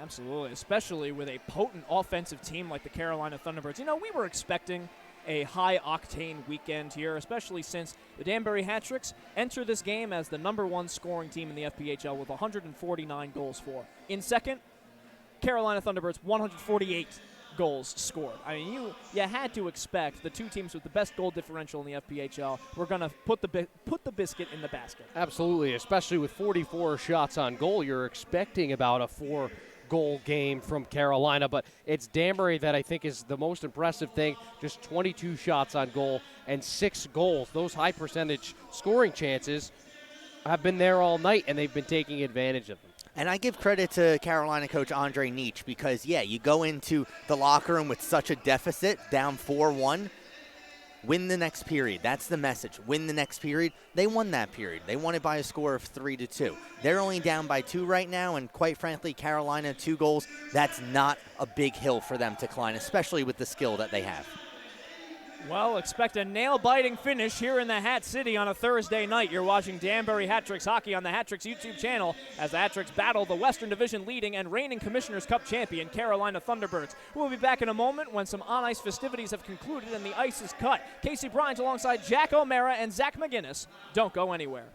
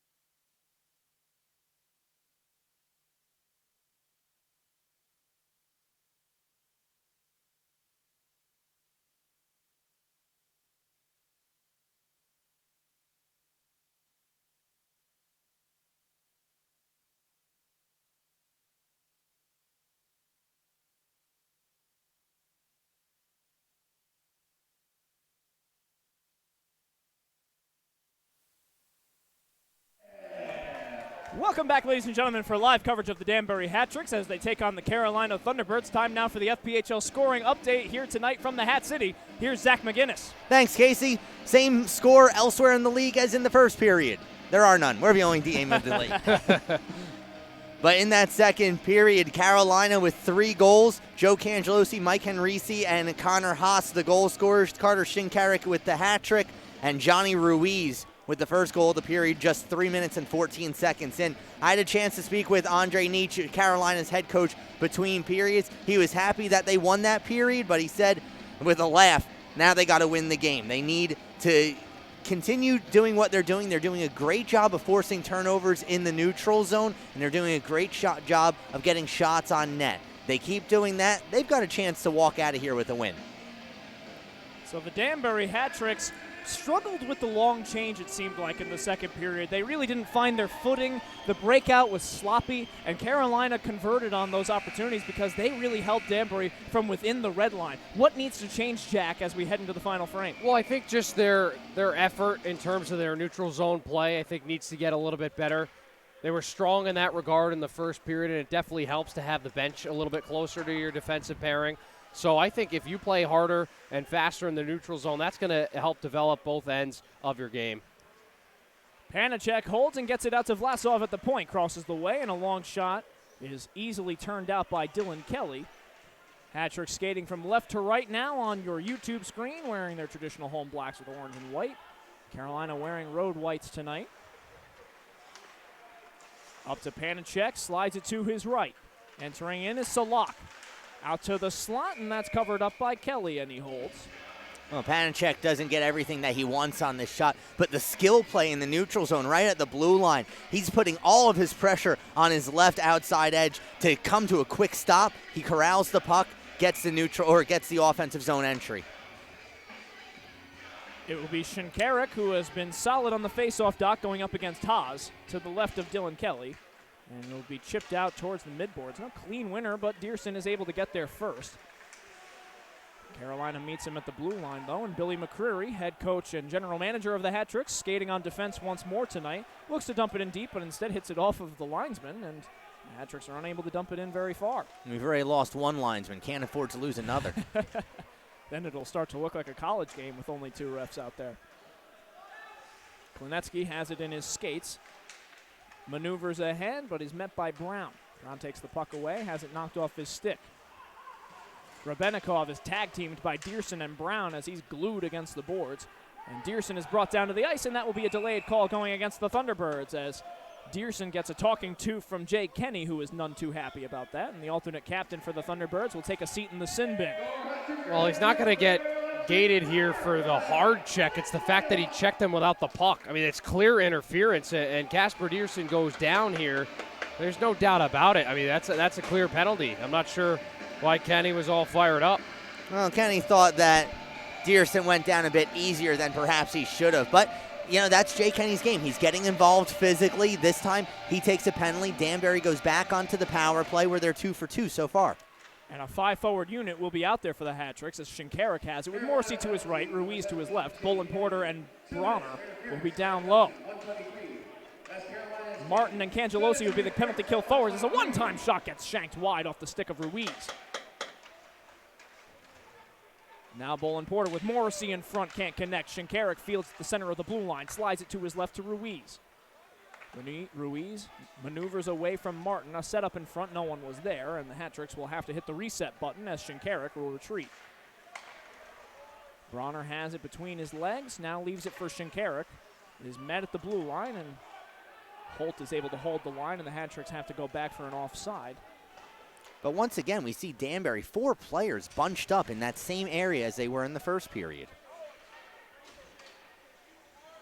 The Hat-Tricks setting up shop from behind their own net, and Shinkarik will lead the breakout. He's got Levesque to his right, Morrissey to his left. He finds Morrissey. Morrissey once more met by what is, even though they've been scored on twice, the top penalty kill unit in the league as Kelly aggressively comes out of his net, doesn't clear it all the way out as Salak takes the puck away. Salak now gets around a defender, has a man down low, and a kick save by Kelly. Stan Vlasov was able to get a shot off. Vlasov didn't miss by much there. And as we were mentioning, they are the top penalty kill unit. They've been bested twice on 2 attempts, but they come into this game with a 91% kill rate. And it's a much better penalty kill from this team. Active in the neutral zone, not great entries for Danbury. Aside from that initial one that they got off the faceoff where they cycled well, this is just the second time that they're able to get in the zone and a giveaway for Dearson. And a good puck awareness there by Haas as he now leads Krivolovic as his shot goes off the shoulder of Kelly and up into the netting. And I think it got the crossbar too there, Casey. Took a sharp angle shot, and that's what you want for Carolina. Come right out of the locker room, even on the penalty kill, take those shots like that and enter the zone with the conviction that they're doing right now. Really, really good start to this third. It doesn't look like they're the team that's trailing. It'll be one last quick face-off shorthanded for Carolina. It'll be an offensive zone draw. They only have a mere second. As here's Klinetsky taking a shot from the point that goes wide. Morrissey will hold on to it and will meander his way towards his own netminder. Brown will field as we're back to 5-on-5 hockey. McCreary. Long pass along the way for Morrissey, who will backhand it in. Krivolovic is back to retrieve. Looking for Grebenikov, but it's picked off by Ruiz. Now Grebenikov will pick it up. Morrissey dumps it in deep, kept in by Bronner. Bronner maneuvering in, looking for Ruiz across the way. That's turned out by Mullen. Bronner didn't have much of an angle or much room to maneuver as another shot from the point goes wide. Ruiz now sends it towards the net that's blocked in front by Kenny. Now picked up by Haas. He's joined by Klinitsky. Has Martin in the slot. He finds Martin, turns around, diving headlong, blocking it as Ruiz. He got just a little bit of a piece of his stick on it. Now Kelly will head it into the corner. Kelly using every appendage he can to try to keep that puck out of the net. Turning around is Haas. He rifles that one wide. Taking a step in now is Holt. Holt looking to the net. That goes off the stick of Ruiz, and an exhausted Hat-Tricks unit is finally able to get a change after a flurry of chances. Well, Carolina had Danbury's head spinning in the attacking zone. Chance after chance, couple of shots that have been really, really good ideas have gone wide in this period right there to start that shift. And then just that little flutter shot that takes that deflection off of Martin just doesn't have enough legs to get to Kelly. Kasich fields, lifts it up into the air. Bolin Porter tries to glove it down. It's over his head, and it will go into the corner of the Carolina zone. Holt will hold with Kasich bearing down on him. McCreary in a foot race now with Heron, and McCreary will win it. Still some life left in those 37-year-old legs for the head coach.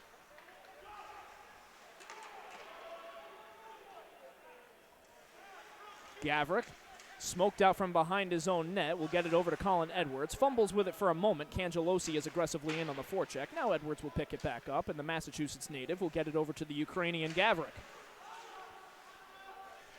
Edwards looking for Bolin Porter. It will go up into the Carolina bench where Andre Nitsch will not quite field it cleanly. He almost had it. He's fortunate that baseball is not his sport. You know, Casey, you mentioned the 37-year-old legs of Billy McCreary. Andre Nitsch has dressed twice so far this year for Carolina as well. Had a chance, when I spoke to him before the game, though, I asked him if there was any chance of that happening again. He goes, no, I'm tired. Well, he still looks like he could play. He keeps himself in fantastic shape. This will be touched up, and we will get a delayed whistle. It's going to be a penalty going against Danbury, I believe, as the referee had his arm up. But I don't see anybody going to the scorer's bench. He might be acting as the linesman there, guys. We've seen that rotation of Chris Pimentel, the other two officials. They're all kind of rotating as linesmen. Just depends on where they are on the ice. Well, credit to the officiating crew tonight, Chris Pimentel, who's our officiating chief here tonight and always does a terrific job, but especially tonight as he comes out shorthanded with his unit. So a credit to this officiating crew, which officials always take a beating, especially in hockey, so give them a shout when you can. Here's Levesque entering in on the left side with Ruiz in the slot. Levesque to the net, turned out by Mullen. Juicy rebound is steered out of danger by Vlasov. Now escaping are the Thunderbirds. Here comes Salak. In on Brown, trying to spin around him and Bronner. Salak still has it on one hand, using his long reach to keep it away from Brown. Bronner throwing a hard check. Salak still with possession. He's getting support from Panicek behind the end line. Just over 6 minutes gone by here in the third. The Thunderbirds trailing by 2. Klinetsky across the way. Here's Kenny fielding. Once more to Panacek, looking for a shot in front that was off the midsection of Grebenikov, and we'll get a delayed penalty coming up as a cross-check will be assessed against the Carolina Thunderbirds. Well, not what Carolina needs here. Trailing by 2 with 13:40 remaining here in regulation time. And Danbury, they've been pretty successful on the power play so far. And Casey, as you mentioned, Carolina does have the best penalty kill. I'm mistaken because they're sending Kenny Garrett even though Carolina had possession of the puck. I'm sorry. That's my mistake. Yeah, Garrett got called for that cross-check. He cross-checked Grebenikov down to the ice. Easy call for the official to make, but great point, Casey. It's weird they blew the whistle with Carolina's possession. They didn't give Jake Mullen time to get over to the bench. I would have thought that the puck made contact with a hat trick, but you can hardly deem possession. Yeah. So, apologies there, as it'll be a power play for the Carolina Thunderbirds, and a monumental one at that. So one whistle can make all the difference. The Thunderbirds trail by 2, and they're trying to close that gap. They still have 13:15 to go as Grebenikov once more is brought down as he's upended, and he loses his glove and stick in the process as Carter Shinkarik blasted him right by the hat-trick's bench. Clean hit by Carter Shinkarik, and Grebenikov, yeah, he's hurt. And Grebenikov, who had just been shaken up by the cross-check from Kenny Garrett, will get attended to by the training staff of the Danbury Hat-Tricks. Grebenikov back up under his own power, and he will precipitously make his way back to the Carolina bench and down the tunnel as he'll go into the training room. Yeah, he's shaken up big time. And we'll keep an eye on number 13, and we wish Viktor Grebenikov all the best as he is an important member of this offense. He's seen a lot of ice time. He's got 8 points in 21 games, and he's made a lot of noise on this line. And just think about how banged up Carolina is already. Missing players either because of injury, suspension, or being loaned out to the SPHL. That's rough. It is that time of year where there are nicks and bruises all over everybody's body, and it's a matter of next man up. As a minute 30 to go in this power play for Carolina. Taking a step in is Haas as it goes off a defensive stick. Blaska has it in his skates. Listmayer on him. Once more, flittering puck goes into the corner. Blaska down low for Herron. Herron has a man at the point, and Kenny finds him. Once more to Haas. Krivolovec completes the 5-man unit. Krivolovec has Morrissey in front of him to the high slot. Klinetsky feeding a one-time shot by Haas. That goes off of the heel of his stick. And behind the net, Krivolovec has Morrissey on him. Now back to Klinetsky. Klinetsky takes a step in. Shot. Saved by Kelly. Rebound is covered up. As Cruz Listmayer was trying to clear the crease in front, Chad Herron was setting the screen. Yeah, that's a borderline play by Cruz Listmayer. He toes the line big time right there, but what he does is he opens that shooting lane so Kelly's able to find that puck, see it easily, and make that stop. And I'll tell you what, guys, the next goal in this game is going to be so huge to the output or the outcome of the game. If Carolina scores, it's Danbury backs against the wall. Carolina's assigning all the pressure. If Danbury scores, it kind of alleviates the effort and the surge that these Thunderbirds are on right now. Oh, surge is the right way to put it. They've put up 52 shots on goal at this point. Vlasov fakes a shot, now dishes it to Salak. Now Panacek switches places. Back to Vlasov. Wires it down low, trying to find the stick of Salak, and it's cleared by Danbury. Mullen comes way out of his net and sends it up clear over the glass, and that will be a penalty. Oh, that's just bad communication between Jake Mullen and this defenseman Stan Vlasov. I can't fault Vlasov for that. He's playing the puck just inside the blue line. Jake Mullen comes well out of his net and flings it right into the suites. That does it for Carolina's power play once again. Yeah, you have that hold your breath moment when the goaltender's charging ahead for the puck, and it's either fire that puck down the ice, but he just kind of panics a little bit and says, I got to get this thing out of the zone. And it's right into the stanchions right below the second level porch, and every official in the building knew that call was coming. There are several hundred of them, and they all wanted the call, and they all received it. It'll be 29 seconds of 4-on-4 hockey, and then it'll be a Danbury Hat-Tricks power play. They are 2 for 3 on the evening. Escaping from behind his own net is Vlasov. To his left, he finds Bakur. Dumps it in deep. Salak pursuing. Slock out there with Panacek to complete the foreman. Here's a sharp angle try by Vlasov, saved by Kelly. A rebound is loose on the near side post, trying to stuff it home, and Kelly gets his pad on top of it. Kelly looked around, he didn't know where it was, and he wasn't attached to the post. Panic time down low for the Danbury Hat-Tricks. And again, that's how Carolina scored their first goal just a minute and a half into the game. Well, they don't make it easy for them, that's for certain. Panacek will take the face-off in offensive zone draw. There's 7 seconds remaining in the even strength time before Kenny Garrett will be able to rejoin play. Here's Ruiz looking for Shinkarik. It's taken away. The long reach of Salak has been wreaking havoc on the Danbury Hat-Tricks defensively, I should say. Panacek has a man back in the neutral zone. He'll retreat. Escaping from Shinkarik, and the Thunderbirds are able now to kill off some precious seconds. Here's Morrissey as he holds on to it. Morrissey out there with Shinkarik, Bolin Porter, Phil Bronner, and Johnny Ruiz. Taken away, and now a shorthanded break. Here's Haas looking in on Kelly. Haas to the backhand. Turned out by Kelly. Another bad turnover by the Danbury Hat-Tricks, but credit Carter Shinkarik for at least getting on his horse and forcing the player to the outside. Dylan Kelly came out aggressively enough, cut down on any angle. Haas had nowhere to go with it. Yeah, Phil Bronner's got to do a better job with that puck. Either move it as soon as it's on his stick or force it down a little bit. He just gets lost in the neutral zone.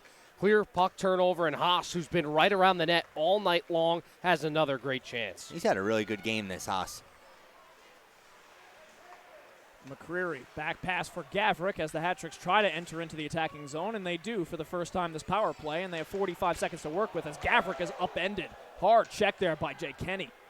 And Kenny threw that check with his own back. And that's not an easy player to knock down either. Give a lot of credit to Kenny. Physical game from him today. He's had a good one. McCreary looking to direct traffic. Has Dearson, Levesque, Gavrik, and Kasich out there with him. Dumped in deep, but Holt is the first to retrieve, and he'll dump it out. As Carolina, easy pickings for them here on this penalty kill. Not sure if this is a power play or just a way for Danbury to try and kill more time off of the clock. Well, it's too early to play prevent defense, especially against a potent offensive team like the Thunderbirds, who can explode at any moment. Back to even strength, 5-on-5, as we have hit the halfway point of the final frame. Hat-Tricks leading 6-4. Out to the neutral zone it goes, and Steve Brown will stick it down. It goes over to his defensive partner, Cruz Listmayer. Listmayer fans on the exit pass, and now he has to hold up Martin. Oh, boy. And Cruz Listmayer forgot something there. Confusing play there by Cruz Listmayer, as now here's a chance for the Thunderbirds, and almost a shot attempt by Cangelosi is taken away by Morrissey. Sheesh, you look around wondering what happened there for Listmayer. It's such a strange play, too, because he acted like he moved the puck, and then he said, uh-oh, I'm just going to play the body. It's almost like he's trying to play a cart trick. Yeah. Made you look. Gavrik with a shot that's redirected in front. Shinkarik sent it just wide. Out to Gavrik once more as his shot is blocked in front by the legs of Salak. Bronner cycles it to Shinkarik. Has Kenny Garrett at the far side point. Shinkarik instead turns around and sends it off the glass. Morrissey to an open space, taken away by the Thunderbirds. And out once more to Kenny Garrett. Crosses red line, flips it up into the air, and dumps it in deep. That sounded like it hit something up in the ceiling. Yeah, I had some hang time. That sounded like it hit off of one of the lamps. No whistles, but a ping sound was heard. I'm not crazy, right? No. You are, but not in this case. Well, not in this particular. All right, that's fair. That's more than fair. Edwards enters in with it on his backhand. Back pass for Kenny Garrett. Motors ahead. Garrett sends it out to the hash marks. No one was home. Now Kasich turns around. That one's blocked pinball style off a couple of different Thunderbird legs. And Carolina has to go off for a change as McCreary pursues. You see Carolina in the defensive zone, their wingers are much higher now than they were at the beginning of the game. They're stopping all the shots coming from the blue line. Well, they're trying to lock down Royal Road, which is something that was an issue for them back at the beginning of January in that series in Bloomington, and it's what really resulted in a flurry of goals in the first period for the Hat-Tricks. Brown collided into behind the net. Here's Klinetsky, sending it off a defensive stick. Haas leaves it now for a man in Krivalovic. Send it out in front. Batted out of the air by Bronner, and this one will go down towards the end line. Levesque off to the races. It will not reach the end line, so no icing. And Levesque throws a hard check on Klinetsky. In transition, Haas getting around Ruiz. Haas has a pick in front of him, shoots and scores!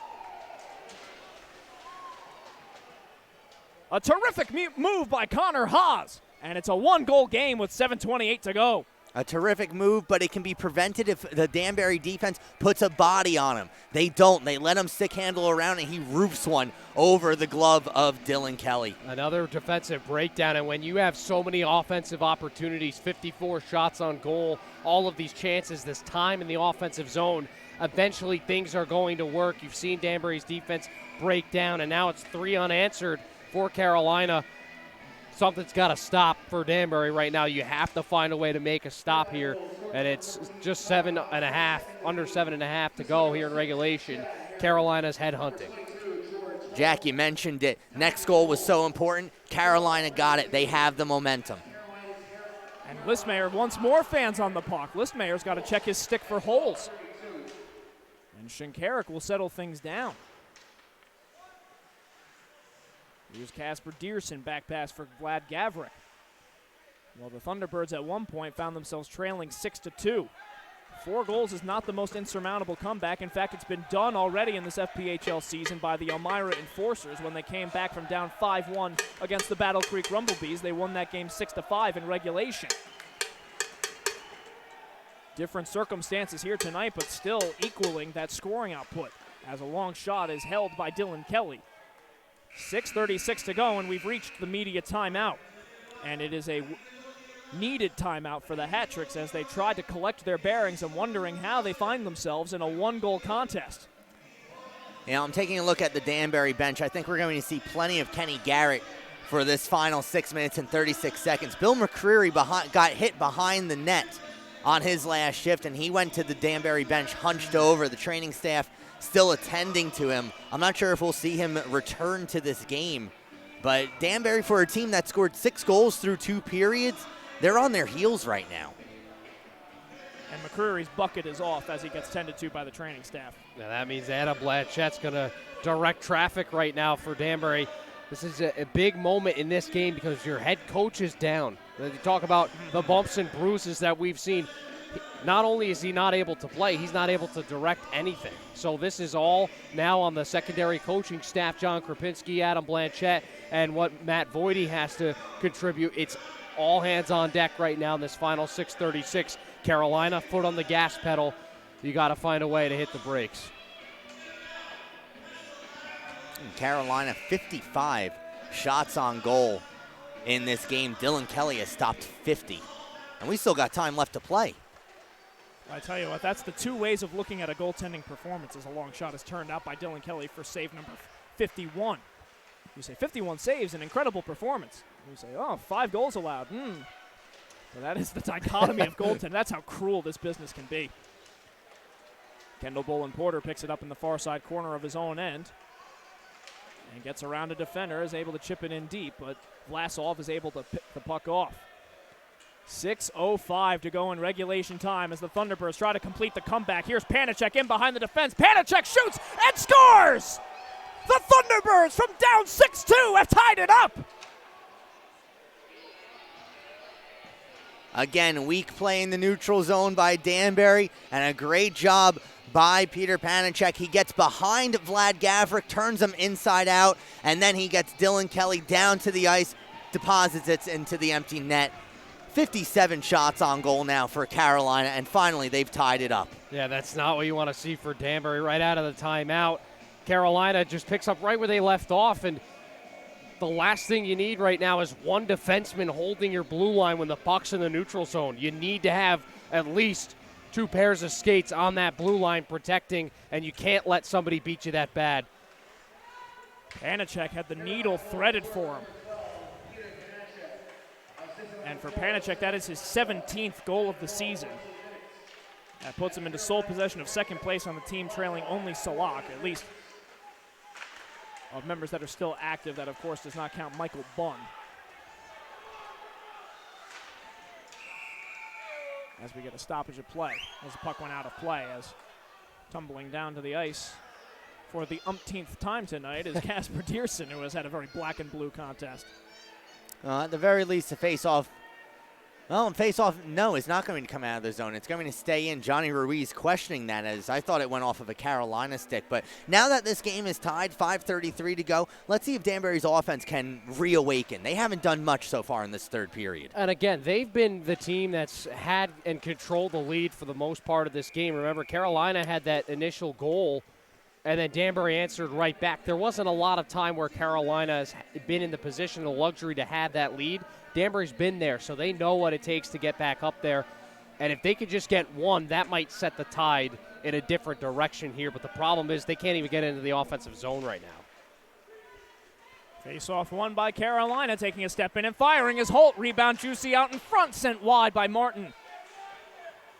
5:20 to go in regulation time as we are in a new hockey game. It is 6-6. Ruiz sends it towards Mullen, who gloves it and settles it down. An offensive zone draw for the Hat-Tricks, and a crucial one at that, because the Hat-Tricks have not put very much at all on Jacob Mullen. No, if they count that as a shot on goal, which quite frankly they shouldn't, No. that would only be their fourth shot on goal so far this period. Carolina has really dictated the play in this period, and that's the reason why they've made up the deficit. And you look at the conversion rate, too, for Danbury. 6 goals on 25 shots. That's over 20% shooting. That's incredible.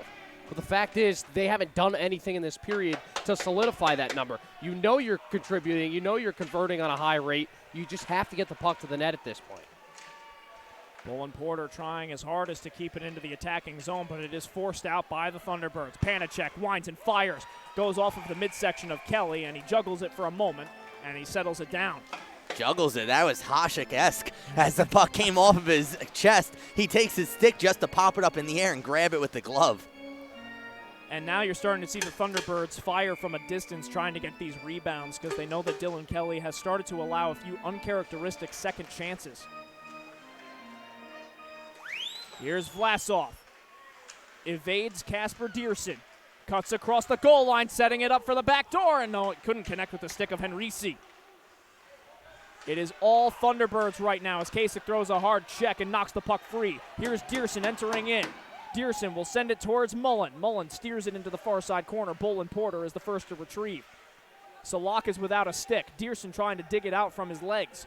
Gavrik is at the far side point if they can find him. Kasich will go off for a change. He was set up in the hash mark. Still tied up, and coming away with it are the Thunderbirds. Bakor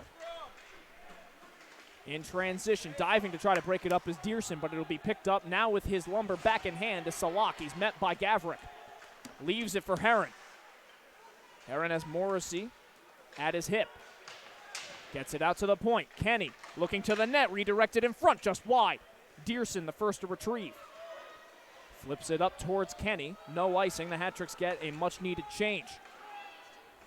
Two tired teams out here. Carolina between their bus issues, Danbury playing against Watertown last night. And again, these guys have to face off against each other twice. Backhand pass leads Morrissey, trying to one-hand it ahead. Gets it to Shinkarik. Shinkarik looks to the net. Shot saved by Mullen. Rebound is steered out. Now in transition, open space for Klinetsky as he enters in on Kenny. Pitch and catch with Haas. Back to Haas once more. Shot blocker saved by Kelly. 3:20 to go in regulation time. Long shot blocked in front by Bronner. Goes out to Kenny. Bronner diving headlong is able to get it across the blue line. But it'll be played by a high stick, so Carolina will hold. And that'll blow the play dead with 3:13 to go in regulation time. If Jay Kenny doesn't get a stick on that, Shane Morrissey's waiting for it. Bronner dives out, and it had the right trajectory to get to Morrissey. But again, Jay Kenny, he's been all over the place tonight. And you're seeing what Carolina's done in the offensive zone in this period.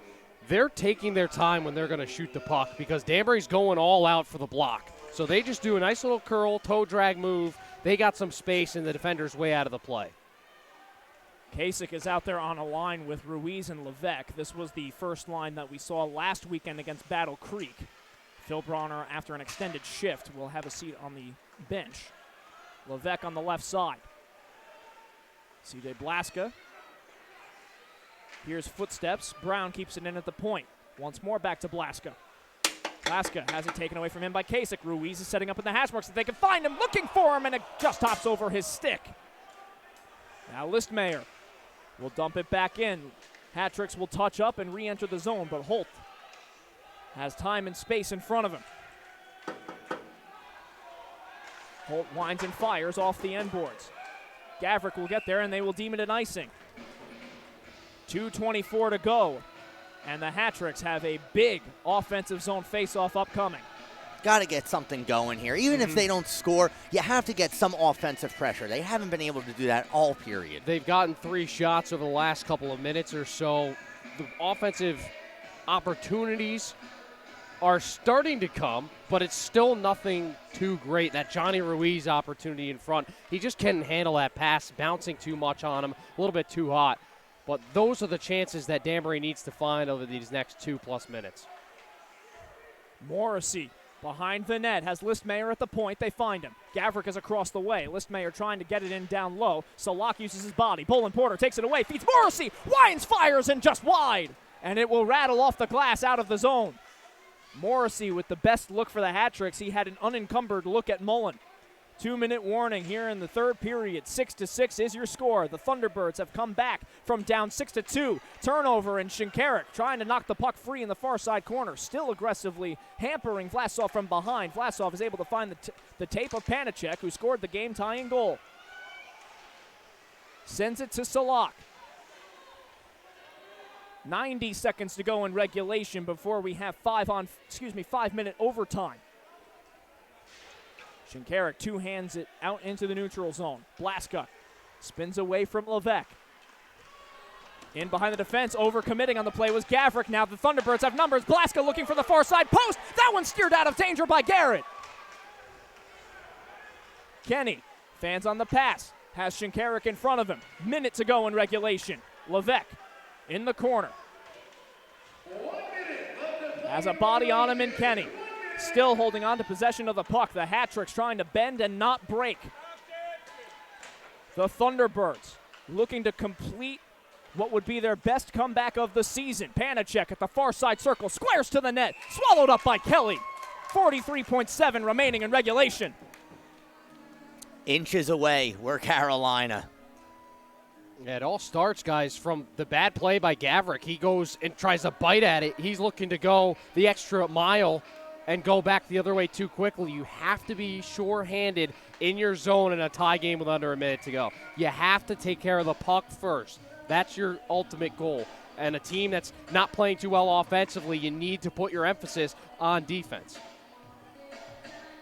Morrissey will be out there on the forward line with Ruiz and Kasich. Countering will be Haas, Krivolovic, and Martin. Martin got the scoring started in this evening. Martin now with a shot. That's a toe save by Kelly. Bakor and Klinitsky will complete the 5-man unit for Carolina as they try to maintain pressure. 25 seconds to go. Here's Krivolovic. Out to the high slot. Klinetsky evades Ruiz, takes a step in, looking for the pass in front. Diving effort by Steve Brown, and the puck goes up into the netting. And it is clear at this point that the Hattricks just want to get a point. You know, Brown dove out for that. So did Cruz Listmayer. You can't have both defensemen diving out like that. And Casey, I think you're right. I think they're looking at their clock and just thinking, okay, if we can handle it for another 17 seconds, at least we get a point. It's not the right way you should be thinking about things, but, you know, when you give up a 6-2, or rather, when Carolina comes back the way that they did, perhaps you'll be happy with the point. But, again, these are the kinds of games that build your character for the team. This is where culture really comes into things. You got to dig deep. And remember, you're going at it, I've said it multiple times, you're going at it again tomorrow and Saturday, but you've got a chance here to knock off the best team in the league. So a timeout is called by Andre Nietzsche, and we get a stoppage of play with 17 seconds to go, and you got to figure the Thunderbirds have something up their sleeves because they have a penchant for late period dramatics. They have 14 goals this season in the final minute of a period. And they're trying to pull one more rabbit out of the hat to try to get a regulation win. And there's no pressure on them. This is their game right now. They've owned this game the entire third period, the last 5 minutes of that second at least. they're in the driver's seat right now. Danbury's back's against the wall, again, trying to bend and not break. Go all out here. Bring your 5 best guys on the ice, which I think Andre Nietzsche is doing right now, and try to get a good shot on goal here.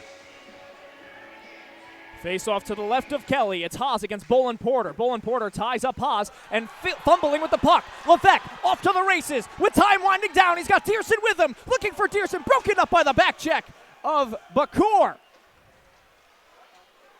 And Levesque's stick failed him, and that will do it for regulation. And we will have extra time as one final butterfly effect. As your heart skips a beat a moment, the Hat-Tricks thought they had a last-second heroic moment, but now we have extra time for the first time on Danbury ice since opening weekend. The Hat-Tricks had a pair of overtime games against the Port Huron Prowlers. They lost both of them back on October 25th and October 26th. That being said, they do have an overtime win this season up in Watertown. It was Carter Shinkarik who was the hero, and that was the win that gave them the longest winning streak in Danbury hockey history. Surprised that we didn't see Shinkarik on that last defensive zone faceoff with how strong he's been in the faceoff in the faceoff circle, but this is where you rely on your veterans. And let's see who still has a little gas left in that tank. Both these teams are tired. They're playing tired.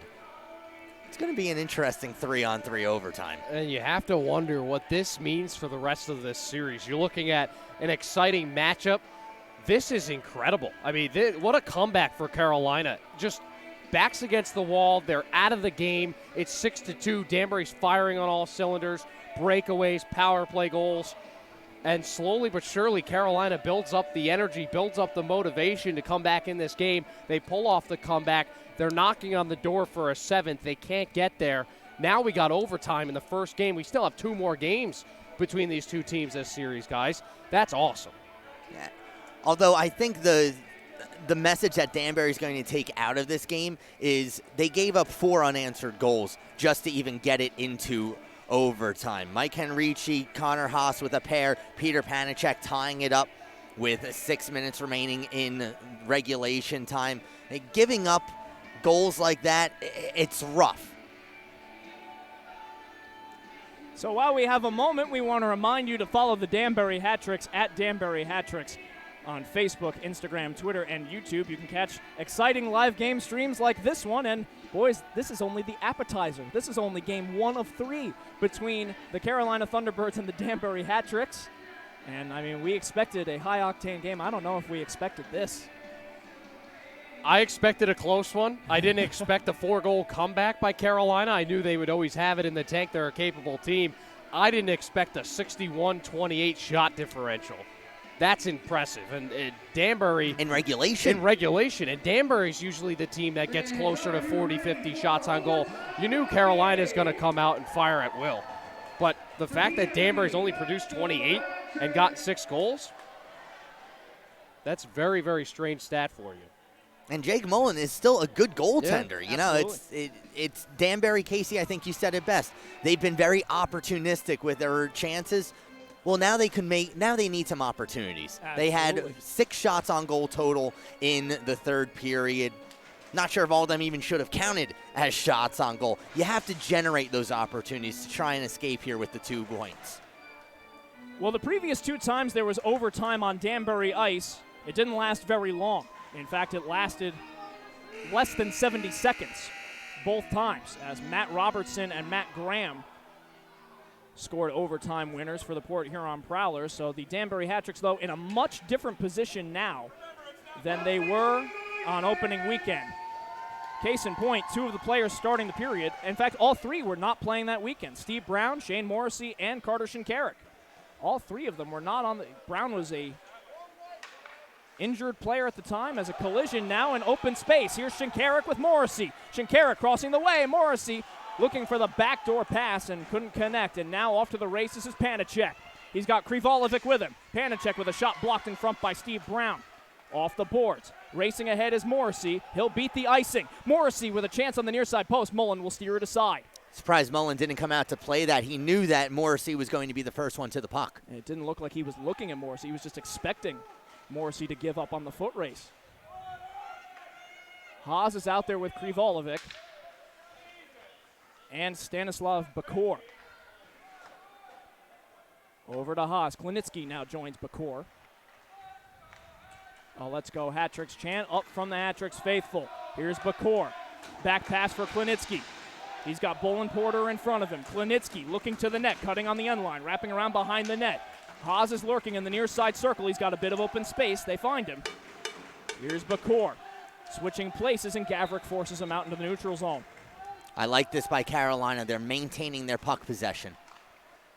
Klinitsky settling things down. A lot of open space to work with. 3-on-3. 3:35 to go. If there's no scoring, we will have a shootout. Here's Haas. Hasn't knocked away from him. Martin in the high circle. Martin looks to the net, paddled aside by Kelly. Bronner picks up the rebound and feeds Ruiz. Ruiz keeping his legs moving. He's going to be in all alone. Dearson over the boards. Ruiz spins around as Dearson in between the hash marks. Brown at the high slot. Dearson behind the net. Shields the puck away from Blaska. Now Ruiz takes it away. Has Dearson in front. Loses the handle on the puck. Out to Brown at the far side point. Pitch and catch. Ruiz. Brown. Brown over to Ruiz. Can't field it cleanly.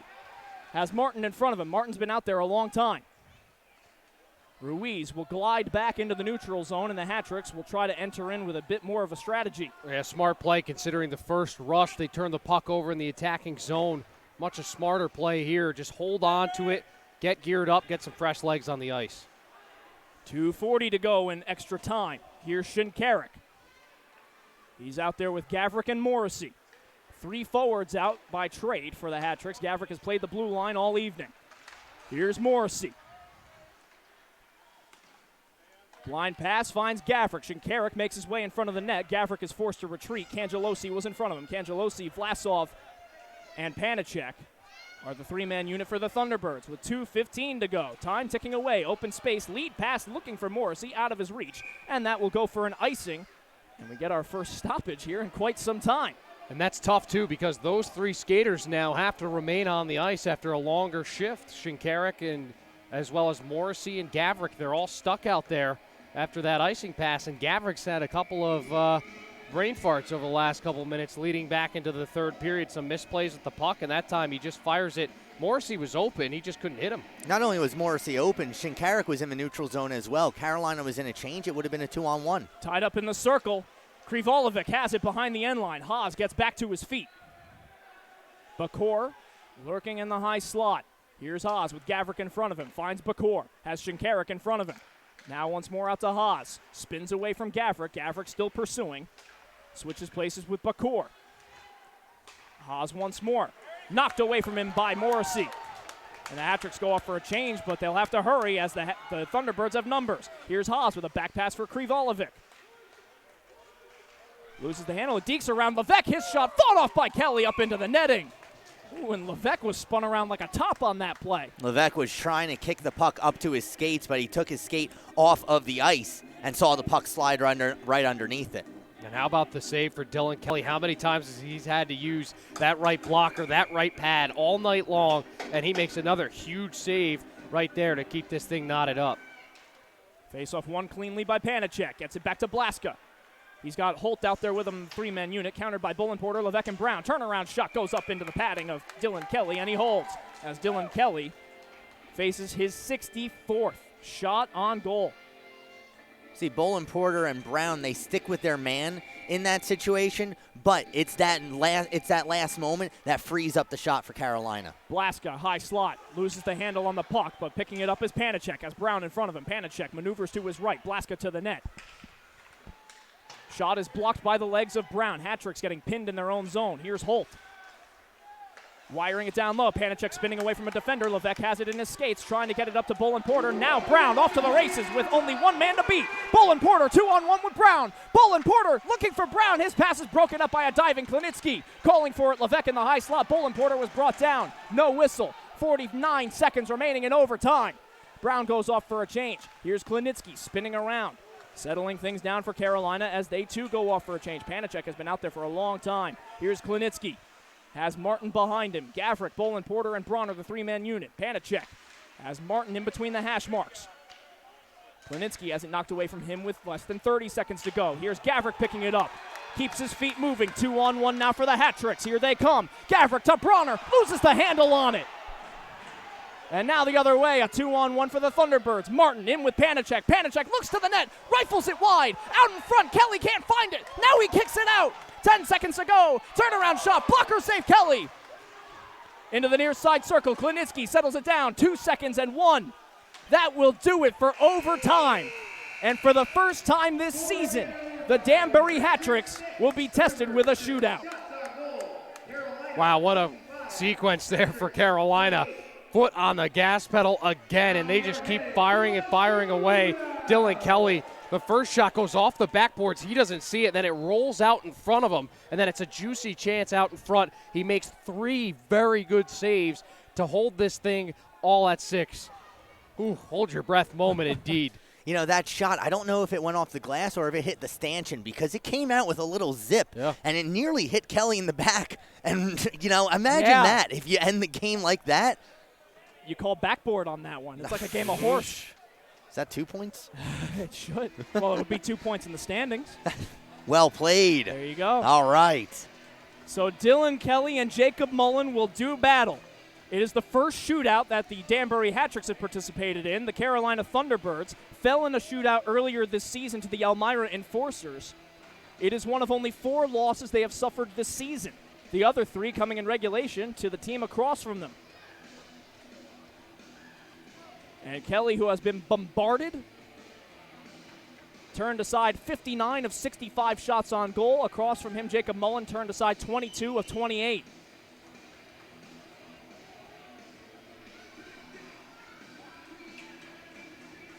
And a heart-pounding moment as gliding in front of the Carolina bench is Salak. Jan Salak, who has had a tremendous two-way game, a terrific two-way player. There's a reason he's one of the best players in Thunderbirds history. He's only 6 points behind Michael Bunn for the all-time Thunderbirds point lead. And here he is, the Czech Republic native, with a chance to put the Thunderbirds on top in the shootout. An eerie silence falls over the Danbury crowd. Salak stares down Kelly. Picks up the puck, glides to his left, square to the net, deking, shooting, turned out by Kelly. Got it with the blocker. He had the 5-hole available to him, tried going up top, but Dylan Kelly in the right position. Relied much more on the head fake, the body movement, not so much what he's doing with his feet or the stick. Carter Shinkarik, who has a hat trick tonight. Does he have one last heroic moment in him? Shinkarik ambles his way towards the puck. Now entering in with a bit of speed. In on Mullen. Shinkarik shoots. Pad save. Mullen. Shinkarik went 5-hole, and Mullen was there to shut the door. And it will be Panicek's turn. Peter Panicek, another Czech Republic native. Had the game tying goal. Starts from back in his own end. Picks up the puck from the left side. Has it to his backhand. Cuts, slaloms his way in. Waits, shoots, score. Fought off by Kelly, and he fired it into the net. Oh, you can't score on the rebound. I was thrown because very rarely do you see a player take that second chance, and the hat-tricks bench is not happy. Billy McCreary is leaning over, screaming at Panicek. Shane Morrissey now with a chance. He's got a multi-point night. He's got 2 assists for the Danbury hat-tricks. Looking to find the back of the net on Jacob Mullen. Whistle blows. Here comes Morrissey. Cuts to his right. In on Mullen. Shoots wide. Didn't have very much room. No, but it looked like the puck hopped up on its edge. Again, rough ice here. It's not shoveled before the shootout. And as he was going through the left-handed circle, puck just kind of hopped up on its edge. Not much Morrissey could do. Connor Haas now will skate out for the Carolina Thunderbirds. Haas makes his way in. Feet still. Deeks shoots wide. Had Kelly beat. I don't know if Kelly got a stick on this. He might have, because, Casey, you're right. He was beat, but a desperation effort back to the blocker side. Phil Bronner the alternate captain for the Danbury Hat-Tricks. Had a primary assist earlier in the game on the first goal that evened up the score at 1 way back in the first period, what feels like an eternity ago. Now he has a chance to be the hero in the shootout. Here comes Bronner. In on the far right, in on Mullen, gets him to poke check, and it's knocked away by Mullen. Mullen with an active stick knocks it away from number 8. And we stay scoreless, and I like the aggressive play there from Mullen. He came out of his net earlier in the game with a poke check. It was a little bit heartbreaking, and then this time he does well there to knock that off of Bronner's stick and does not allow him to get around the goaltender. Now here's Jan Krivolovic. In on Kelly, waits, forehand shot, closing the door is Kelly. Kelly didn't bite on anything there. Krivolovic was trying to give him all these different looks. Dylan Kelly just stayed square in his cage and sees the puck get sent into his stick. Vladislav Gavrik taking a look. He's played on the blue line all evening, but he's a winger by trade. Does he have any moves up his sleeve? Here in the 4th round of the shootout. Mullen has been perfect so far. Here comes Gavrik cutting across the blue line. Once more entering in from the right side. Making his way in. Forehander holding the goal line is Mullen. Goodness me, what a stop. And Gavrik with a big smile on his face as he knows Mullen made a miraculous stop. That was one of the best moves of the shootout so far. He had him beat, and Mullen just, I don't know how he kept his left foot planted like that. Stuck against the goalpost. Daniel Martin now moving in with speed. Stops short. His shot off the crossbar and out. A matter of inches. Nikola Levesque, the player assistant coach for the Danbury Hat-Tricks, coming out in round number 5. A goal gives the Hat-Tricks the win.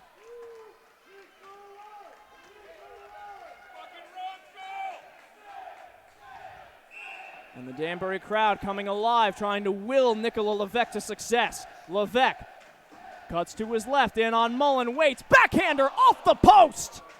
Mullen got a piece of it with the knob of his stick, and he gets some assistance from his friend in red. Iron around for everybody. Now it'll be Klinitsky. Daniel Klinitsky has 11 goals to his name this season. Crosses the blue line, in on the right side, making his way in on Kelly, trying to stuff it in 5-hole, and Kelly didn't have to move very far. And Kelly shrugs, and Kelly is fired up. He's talking to every shooter. And he goes for a skate. Casper Dierson. Puck is settled at the blue line. Dierson looks down the way towards Mullen, who taps both posts. Adjusts his blocker, adjusts his glove, hunched over on the goal line. Now Dierson picks it up, ambles to his left. The right-handed shot making his way in on Mullen. Wait, shoots, scores! That'll do it! The Danbury Hat-Tricks take game 1! Casper Dierson, the hero in the shootout! You want to talk about someone who deserves it. Dierson, after everything he went through today, that's a nice way to get the game-winning goal. And he went top shelf. He went a little bit of skill, and then he just went with the wrist. He does have a very good wrist shot, and he picked this spot, and he beats Mullen cleanly. Really, really good shot selection, and it took the 7th round, but it works. Well, like a knockdown, drag-out boxing match. It goes deep into the middle rounds. And who could it be hoisting the barrel? Who else but the man with the shootout winner? Number 16, Casper Dierson. Hoisting the barrel with Litchfield Distillery, celebrating the spirit of hard work. And the Danbury Hat-Tricks, by the skin of their teeth, hold on, stave off what would have been a 6-2 comeback from the Carolina Thunderbirds. And they take this one 7-6 in the shootout. The big thing there, you get the 2 points. You hold off the comeback enough. Obviously, you'd like the full 3 guys. But that's a huge statement right there. Hey, we bend, but we never broke. We won it in the shootout. Our first opportunity there. And give a lot of credit to both of these goaltenders. Stand-up performances in the shootout. Dylan Kelly, I mean, including the shots on goal in the shootout. I mean, since he's let in that 6th goal, he must have stopped 15 in a row, just nonstop. He was incredible over those last couple of minutes. Really, really good performance, him. And obviously the shots on goal doesn't do him justice. I think he played a heck of a game. I tell you what, as Carter Shinkarik is awarded 2nd star of the game, Shane Morrissey was number 3. That was as animated as I've ever seen Dylan Kelly. Yeah. Kelly is a fiery goaltender, wanted the win, turned out 59 shots, and you could tell he badly wanted the win. He's chatting to every shooter, and he was perfect, 7 for 7 in the shootout, as Casper Dearson comes out the hero, the number 1 star, flips a puck into the crowd. And what a win for the Danbury Hat-Tricks as they improve their record over the Carolina Thunderbirds to 4-1. The Thunderbirds pick up a point. They are now 25-3-2-2. For the 2nd time this year, they fall in the shootout. Danbury, meanwhile, 29-2-2. 2 big points as Watertown was creeping up behind them in the standings, and, well, they'll have a big rematch tomorrow night against these same Carolina Thunderbirds, and you've got to expect that the Thunderbirds and Hat-Tricks both, though they will be exhausted to be sure, will be coming out with running purely on adrenaline. Purely on adrenaline, or in Carolina's case, maybe anger. You know, you come back from a 6-2 deficit, you have a hard enough time even getting up here in the first place, and then after all of that, you lose in a shootout like that, you're going to want to come back. You want to make a statement. They are the number 1 overall team in the league for a reason. I think tomorrow we'll see that anger, we'll see that desire to sort of reassert themselves. Meanwhile, Danbury, well, they got lucky. you give Sometimes up. you'd rather be lucky than good. Exactly. You know, not exactly the way they drew it up, not the way they drew it up at all, but they get the 2 points out of this. They extend their lead in the Eastern Division. They'll take it. Now, go home, rest up. It's going to be a long weekend. Tomorrow at 7 o'clock, you can catch round 2 between the Danbury Hat-Tricks and Carolina Thunderbirds right here at Danbury Arena. That will just about do it tonight. We want to send a sincere thank you to all of you tuning in, whether you're from North Carolina or from Danbury or somewhere in between. And, of course, we want to thank everyone at Danbury Arena who makes a Danbury Hat-Tricks game possible. For all of us here at Danbury Arena and for my broadcast partners, Zach McGinnis and Jack O'Mara, I'm Casey Bryant. Have a good night.